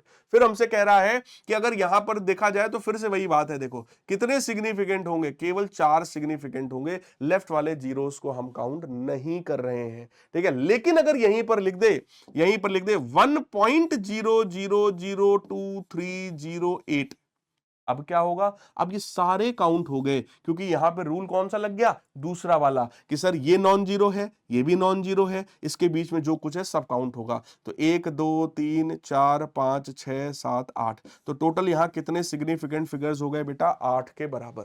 इस तरह से नापा जाता है। अगला देखो, जैसे अब यहां पर है, ठीक है, लेफ्ट वाले जीरो को हम काउंट नहीं करेंगे, लेकिन राइट वाले जीरोस को काउंट करना पड़ता है। ठीक है, लेफ्ट वाले जीरो का नहीं मतलब है, बट राइट वालों का मतलब है। अब यहां पर हमसे कह रहे हैं कितने सिग्निफिकेंट फिगर्स हैं, देखो कह रहे हैं the trailing zeros in a number without decimal point are not significant. ठीक है, ट्रेलिंग जीरोस जो हैं, ये बाद वाले जो जीरोस हैं, दे आर नॉट काउंटेड, है ना, लेफ्ट वाले भी काउंट नहीं होंगे। केवल यहां पर कितने सिग्निफिकेंट हैं, तो यहां पर केवल और केवल 3 सिग्निफिकेंट है।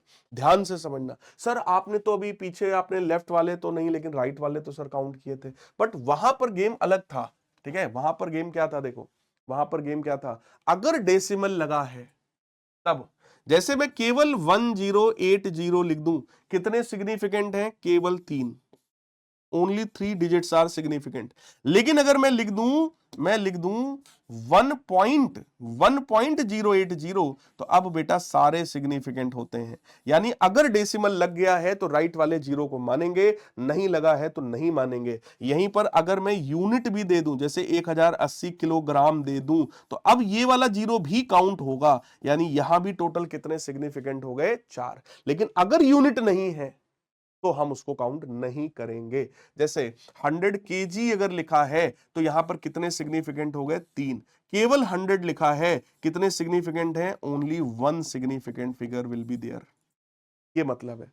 फिर अगला हमसे कह रहा है, जैसे अगर मान लो कोई नंबर है 12.3, मैं इसको लिखूं 1.23 इंटू 10, मैं लिखूं 0.13 इंटू 10 की पावर 2, या मैं ऐसा लिखूं इसको, ऐसा लिखूं इसको, यानी डिफरेंट डिफरेंट 10 की पावर्स में अगर ला रहे हो, सिग्निफिकेंट फिगर में कोई फर्क नहीं पड़ता है। यहां भी 3 सिग्निफिकेंट थे, इसमें भी 3 सिग्निफिकेंट है, इसमें भी 3 सिग्निफिकेंट है, लेफ्ट वाले को काउंट करते नहीं है, यहां भी लेफ्ट वाले को करेंगे नहीं, केवल कितने हैं, 3 सिग्निफिकेंट फिगर्स। यानी कि क्या समझ में आया, 10 की पावर वाले टर्म को सिग्निफिकेंट फिगर्स में कंसीडर नहीं करते हैं, कोई लोचा यहां पर नहीं है। ठीक है, यूनिट्स आप चेंज भी कर दीजिए, है ना, अगर सॉरी यूनिट्स की बात नहीं है, यहां पर गेम क्या है, 161 लिखा है, इसमें कितने सिग्निफिकेंट है, 3। 161.0 है, बाद वाले को काउंट करते हैं भैया, ऐसा लिखा है तो यहां कितना है, 5। क्लियर, इस तरीके से। अगला, हाँ ये है यूनिट वाला, कि अगर लिखा है इतने सेंटीमीटर, इसी को मीटर में बदल दो, इसी को तुम किलोमीटर में बदल दो, नंबर ऑफ सिग्निफिकेंट फिगर्स में कोई फर्क नहीं पड़ेगा, यूनिट चेंज करने से कोई फर्क नहीं पड़ता। इसमें भी 3 था, इसमें भी 3 है, और इसमें भी 3 ही है, लेफ्ट वाले जीरोस को काउंट नहीं किया जाता है। These are the rules for significant figures. ठीक है, इसी में एक रूल और भी है बेटा, अगर मैं किसी चीज का नंबर बता रहा हूं, जैसे मैंने आपसे बोला कि भाई 1 दर्जन, 1 डजन बनाना, 1 दर्जन बनाना है। अब यहां कितने सिग्निफिकेंट फिगर्स हैं, तो इसमें बेटा इनफाइनाइट सिग्निफिकेंट फिगर्स होते हैं। 2 बॉल्स में कितने सिग्निफिकेंट फिगर्स हैं, इनफाइनाइट, ध्यान रखना।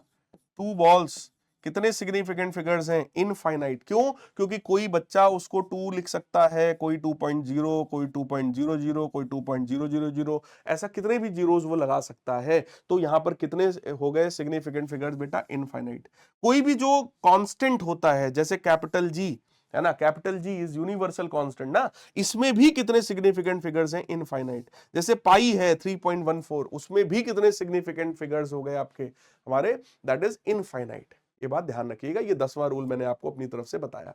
अब हमसे कह रहे हैं state the number of significant figures in the following. भैया इसमें कितने सिग्निफिकेंट है, 4, इसमें कितने सिग्निफिकेंट हैं, 4, बट अगर केवल 5100 लिखा होता तो 2, क्योंकि केजी लिख गया है इसलिए 4। यहां पर कितने हैं, तो केवल 2, केवल 2। इस तरह से सिग्निफिकेंट्स को लिखेंगे। अब यहां पर रूल्स है फॉर राउंडिंग ऑफ, कि सर राउंडिंग ऑफ कैसे किया जाता है, तो आ जाओ राउंडिंग ऑफ मैं आपको सिखाता हूं। राउंडिंग ऑफ के लिए क्या है, अगर ये वाले डिजिट को हटाना है और इसके पहला वाला ये जो डिजिट है ना, ये वाला डिजिट क्योंकि 5 से बड़ा है, तो इसके पहले वाले में 1 जोड़ देंगे बेटा, पहले वाले में 1 जोड़ देंगे, ये आता भी होगा आपको। अगर ये वाला डिजिट जिसको हटाना है ये 5 से छोटा है, तो उसको एज इट इज छोड़ देंगे, ठीक है, कोई इशू नहीं है। बट गेम ये है कि अगर इस 5 को हटाना है और ये वाला नंबर ऑड है, तो 1 ऐड करके उसको इवन बना देंगे। बट अगर पहले से वो नंबर इवन है तो छोड़ देंगे, ठीक है, तब छोड़ देंगे। जैसे जैसे 13.75 है, इसको आप राउंड ऑफ करोगे तो ये 13.8 बन जाएगा। लेकिन अगर लिखा है 13.85 तो ये अभी भी 13.8 ही रहेगा। क्यों? क्योंकि ये पहले से इवन था, ये ऑड था, तो इसमें 1 ऐड करके इसको हमने इवन बना दिया। ये राउंडिंग ऑफ का तरीका है। अब क्वेश्चन है, हमसे कह रहा है इसको 3 डिजिट तक करना है, यानी कि इस 5 को हटाना है। अब ये क्योंकि ऑड है तो इसमें क्या करेंगे, हम 1 ऐड करेंगे तो ये बन जाएगा 18.4। ऐसे ही दूसरा क्वेश्चन, 4 डिजिट तक करना है, ये पहले से इवन है बेटा, तो ये बन जाएगा 143.4 ही रह जाएगा इसका, ठीक है। अब यहां पे हमसे कह रहा है 3 डिजिट तक करना है, 3 डिजिट तक, यानी 67 को हटाना है।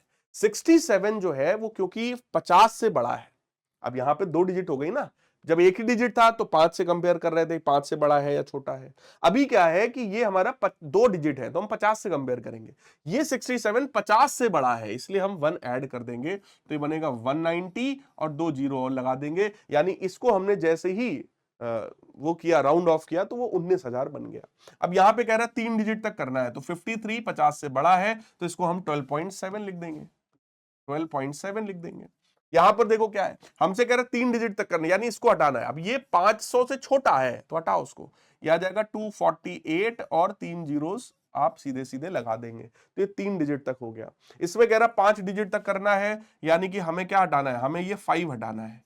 5 हटाना है, ये ऑड था तो इसको इवन बना देंगे, यहाँ 4 लिख देंगे यार, तो आ जाएगा 321.14, ठीक है जी। ऐसे ये वाला है, इसमें 4 डिजिट तक करना है, इसको हटाना है तो यहां 6 कर देंगे, तो 101.6 इंटू 10 की पावर 6 बन जाएगा। ऐसे ये वाला नंबर है हमारा, है ना, तो इसमें 2 ही रहने देंगे, तो 31.32 इंटू 10 की पावर में -5 ही रहेगा। 10 की पावर वाले टर्म्स को हम यहाँ पर कुछ खास छेड़ते नहीं है, ना ही उसको हम कुछ खास कंसीडर करते हैं। आई होप आप सभी को मेरी बात जो है यहाँ पर समझ में आ गई होगी। अब इसके बाद एडिशन या सब्ट्रैक्शन की बात कर लें। जैसे अगर हमने इसमें से इसको सब्ट्रैक्ट किया है बेटा, अगर इसमें से इसको सब्ट्रैक्ट किया है तो ये आएगा, सबको पता है। लेकिन यहां पर देखा जाता है कि डेसिमल के बाद मिनिमम कितने डिजिट्स हैं। यहां डेसिमल के बाद 3 डिजिट हैं, इसमें डेसिमल के बाद एक ही डिजिट है ना, तो मिनिमम डिजिट इसी में है बेटा, तो हमें भी आंसर में डेसिमल के बाद एक ही डिजिट चाहिए, एक ही डिजिट चाहिए। डेसिमल के बाद कितने डिजिट्स हैं ये देखा जाता है बस, चाहे एडिशन की बात हो चाहे सब्ट्रैक्शन की बात हो। इसमें से इसको घटाया, ये निकल करके आया, बट क्योंकि डेसिमल के बाद एक डिजिट मिनिमम है तो हमें भी आंसर में डेसिमल के बाद एक ही डिजिट चाहिए। अब अगर एक ही डिजिट चाहिए तो आपको किसको हटाना है, 87 को। 87 50 से बड़ा है तो एक ऐड कर दो, 0.1 is the answer, 0.1 is the answer. अगला देखो क्या है, मल्टीप्लिकेशन में रूल क्या है। मल्टीप्लिकेशन में अब नंबर ऑफ मतलब डेसिमल के बाद डिजिट नहीं देखते, यहां पर हम टोटल सिग्निफिकेंट फिगर्स देखते हैं। इसमें कितने सिग्निफिकेंट हैं, 2, इसमें कितने सिग्निफिकेंट हैं, 3, तो हमारे आंसर में मिनिमम सिग्निफिकेंट फिगर्स होने चाहिए, मिनिमम, यानी हमारे आंसर में भी 2 ही होने चाहिए। इसको इससे मल्टीप्लाई किया, ये निकल करके आया, ठीक है, बट हमें क्योंकि मिनिमम सिग्निफिकेंट चाहिए, 2 ही चाहिए, तो 5 को हटाएंगे, सीधे सीधे हट जाएगा, ये हमारा आंसर आ गया। क्लियर। एडिशन सब्ट्रैक्शन में क्या था, डेसिमल के बाद मिनिमम जितनी डिजिट होगी वही आंसर में होगी। इसमें क्या है, मिनिमम सिग्निफिकेंट फिगर जितने होंगे वो हमारे आंसर में होना चाहिए। अब जैसे हमसे क्वेश्चन में उसने बोला, क्या क्वेश्चन में बोला, हमसे कह रहे add this this and this, ठीक है, तो पहले इनको ऐड कर लेते हैं यार। देखो 7.21, एक मिनट, हाँ, 7.21 प्लस 12.141, 7.21 प्लस 12 दिस प्लस 0.0028, ठीक है, ये तीनों को ऐड किया, पहले हमने ऐड कर लिया 19.3538, ऐड करने पे आ रहा है 19.3538 के बराबर। लेकिन हमें क्या करना है आंसर में, अब ये देखो, देखो ऐड करना था बेटा, डेसिमल के बाद 2 डिजिट, 3 डिजिट, 4 डिजिट, मिनिमम कितने हैं, 2 डिजिट, तो हमें भी आंसर में 2 ही डिजिट रखने हैं। अब ये 38 को हटाना है ना, राउंड ऑफ करना है, 38 को हटाना है, 38 50 से छोटा है, हटाओ, खत्म। तो आंसर हमारा कितना आ जाएगा, 19.35 is the correct answer, that is the correct answer. बात समझ में आ गया ना, क्लियर। अगला देखो क्या है, नेक्स्ट क्वेश्चन कह रहा है सब्ट्रैक्ट दिस फ्रॉम दिस, इसमें से इसको घटाओ। देखो बेटा सब्ट्रैक्शन वगैरह तो तुम्हें आना ही चाहिए, है ना। तो 6.807 ये है, इसमें से हमें क्या घटाना है, हमें घटाना है 4.27153, 4.27153 सब्ट्रैक्ट करो। जैसे ही सब्ट्रैक्ट हमने किया, ठीक है, क्या आया हमारा, सब्ट्रैक्शन करने पे आया 2.53547 राइट। इसमें से इसको घटाया, ये निकल करके हमारा आया। बट आंसर में क्या देखना है, अब डेसिमल के बाद यहां पर बहुत सारे डिजिट्स हैं, 5 हैं, इसमें 3 ही है, तो हमें भी आंसर में 3 ही डिजिट देने हैं बेटा, 3 ही हमें चाहिए, यानी 47 को हटाना पड़ेगा। 47 50 से छोटा है, हटा दो सीधे सीधे। आंसर कितना आ गया, 2.535 के बराबर, that is our right answer. Clear. फिर अगला आता है, देखो कह रहा है each side of a cube is measured to be 7.203 metre, what is the total surface area. बेटा टोटल सरफेस एरिया किसी भी क्यूब में कितना होता है, आई थिंक 6a² के बराबर। किसी भी क्यूब का टोटल सरफेस एरिया यानी उसके जितने भी सरफेस हैं उनका एरिया। तो भैया कितने होते हैं सरफेस, एक ये वाला, एक ये वाला, एक इधर का, एक इधर का, एक ऊपर का, एक नीचे का। किसी भी एक क्यूब में 6 फेसेस होते हैं बेटा, तो 6 का एरिया हमने निकाला 6 × a² के बराबर, तो इट विल बी 6 × 7.023 का होल स्क्वायर। अब आ जाओ पहले इसको सॉल्व करते हैं, कितना आएगा चेक करो, 7.203, 7.203 है ना, स्क्वायर का ऑप्शन है क्या हमारे पास, यस, 7.203 का स्क्वायर, ठीक है। जो भी आ जाए, जो भी आ जाए मल्टीप्लाइड बाई 6, ठीक है, इतने का square multiplied by 6। Value check करो कितनी आ गई, वैल्यू आ गई है 311.299254 के बराबर।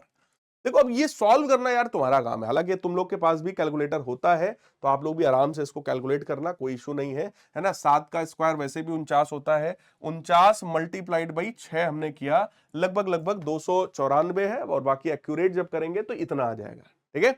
अब देखो यहां पर क्योंकि हमारे सिग्निफिकेंट फिगर्स कितने थे, इसमें कितने सिग्निफिकेंट फिगर हैं, 4, तो हमारे आंसर में भी 4 ही सिग्निफिकेंट फिगर मेरे को चाहिए, यानी ये पूरा बेटा हटाना है, इसको हटाना है। अब ये जो नंबर है वो 50,000 से बड़ा है, तो आप इसमें 1 बढ़ा दीजिए, तो आंसर हो गया 311.3, ठीक है, इतने मीटर स्क्वायर, ये हो गया टोटल सरफेस एरिया।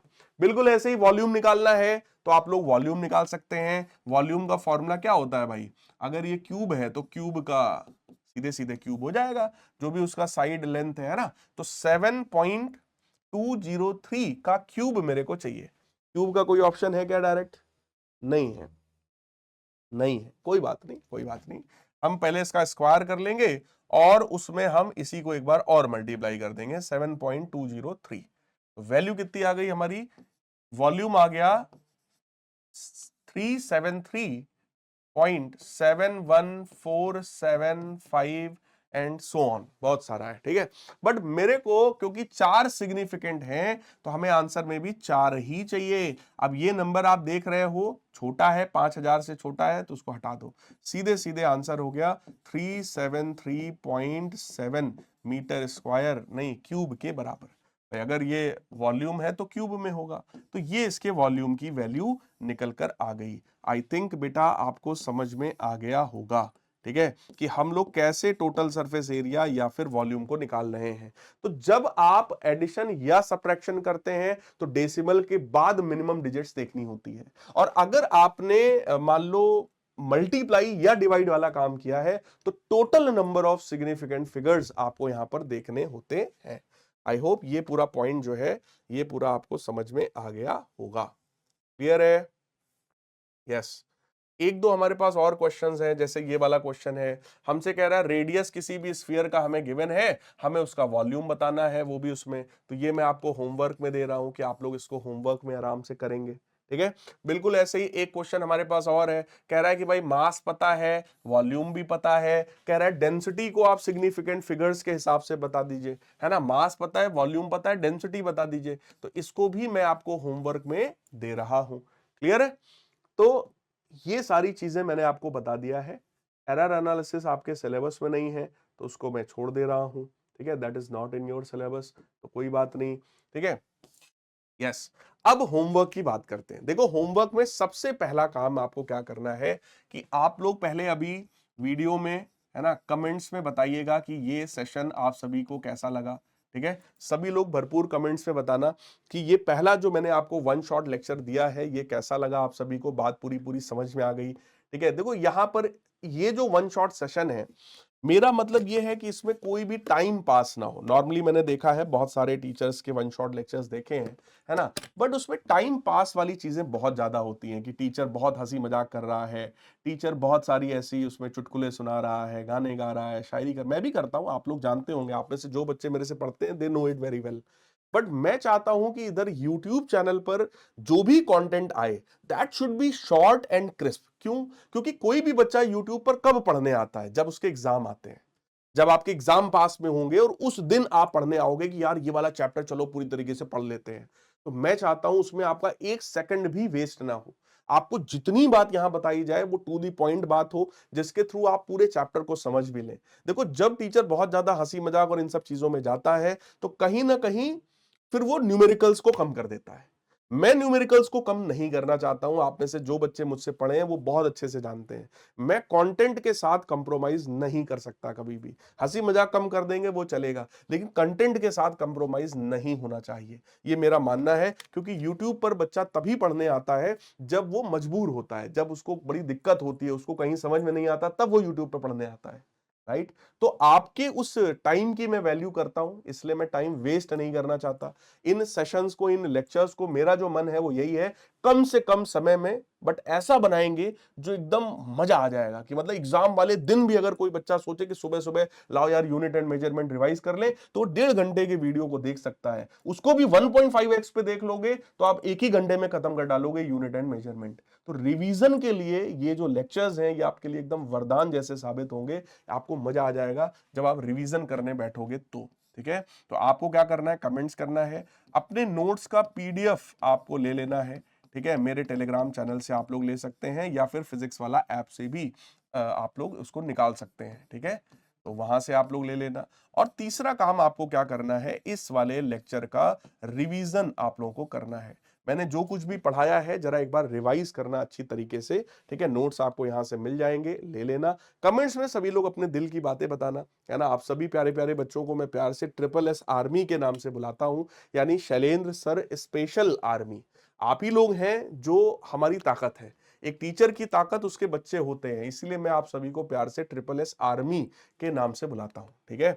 और this is all about this lecture. I hope सभी को पसंद आया होगा, मजा आया होगा। पूरे लेक्चर के दौरान तो मैंने आपको शायरी वायरी नहीं सुनाई, जाते जाते आपको एक शायरी सुनाते हैं, ताकि इतनी देर से आप लोग पढ़ रहे हो, थोड़ा सा आपका जो मन है ना, वो थोड़ा सा बदल जाए, है ना। चलो इसी बात पर एक शायरी सुनाते हैं। ये शायरी ऐसे लोगों के लिए है जो लोग अक्सर YouTube पर या किसी भी प्लेटफॉर्म पे जाते हैं और फिर एक दूसरे से नंबर मांगते हैं। सुनिएगा।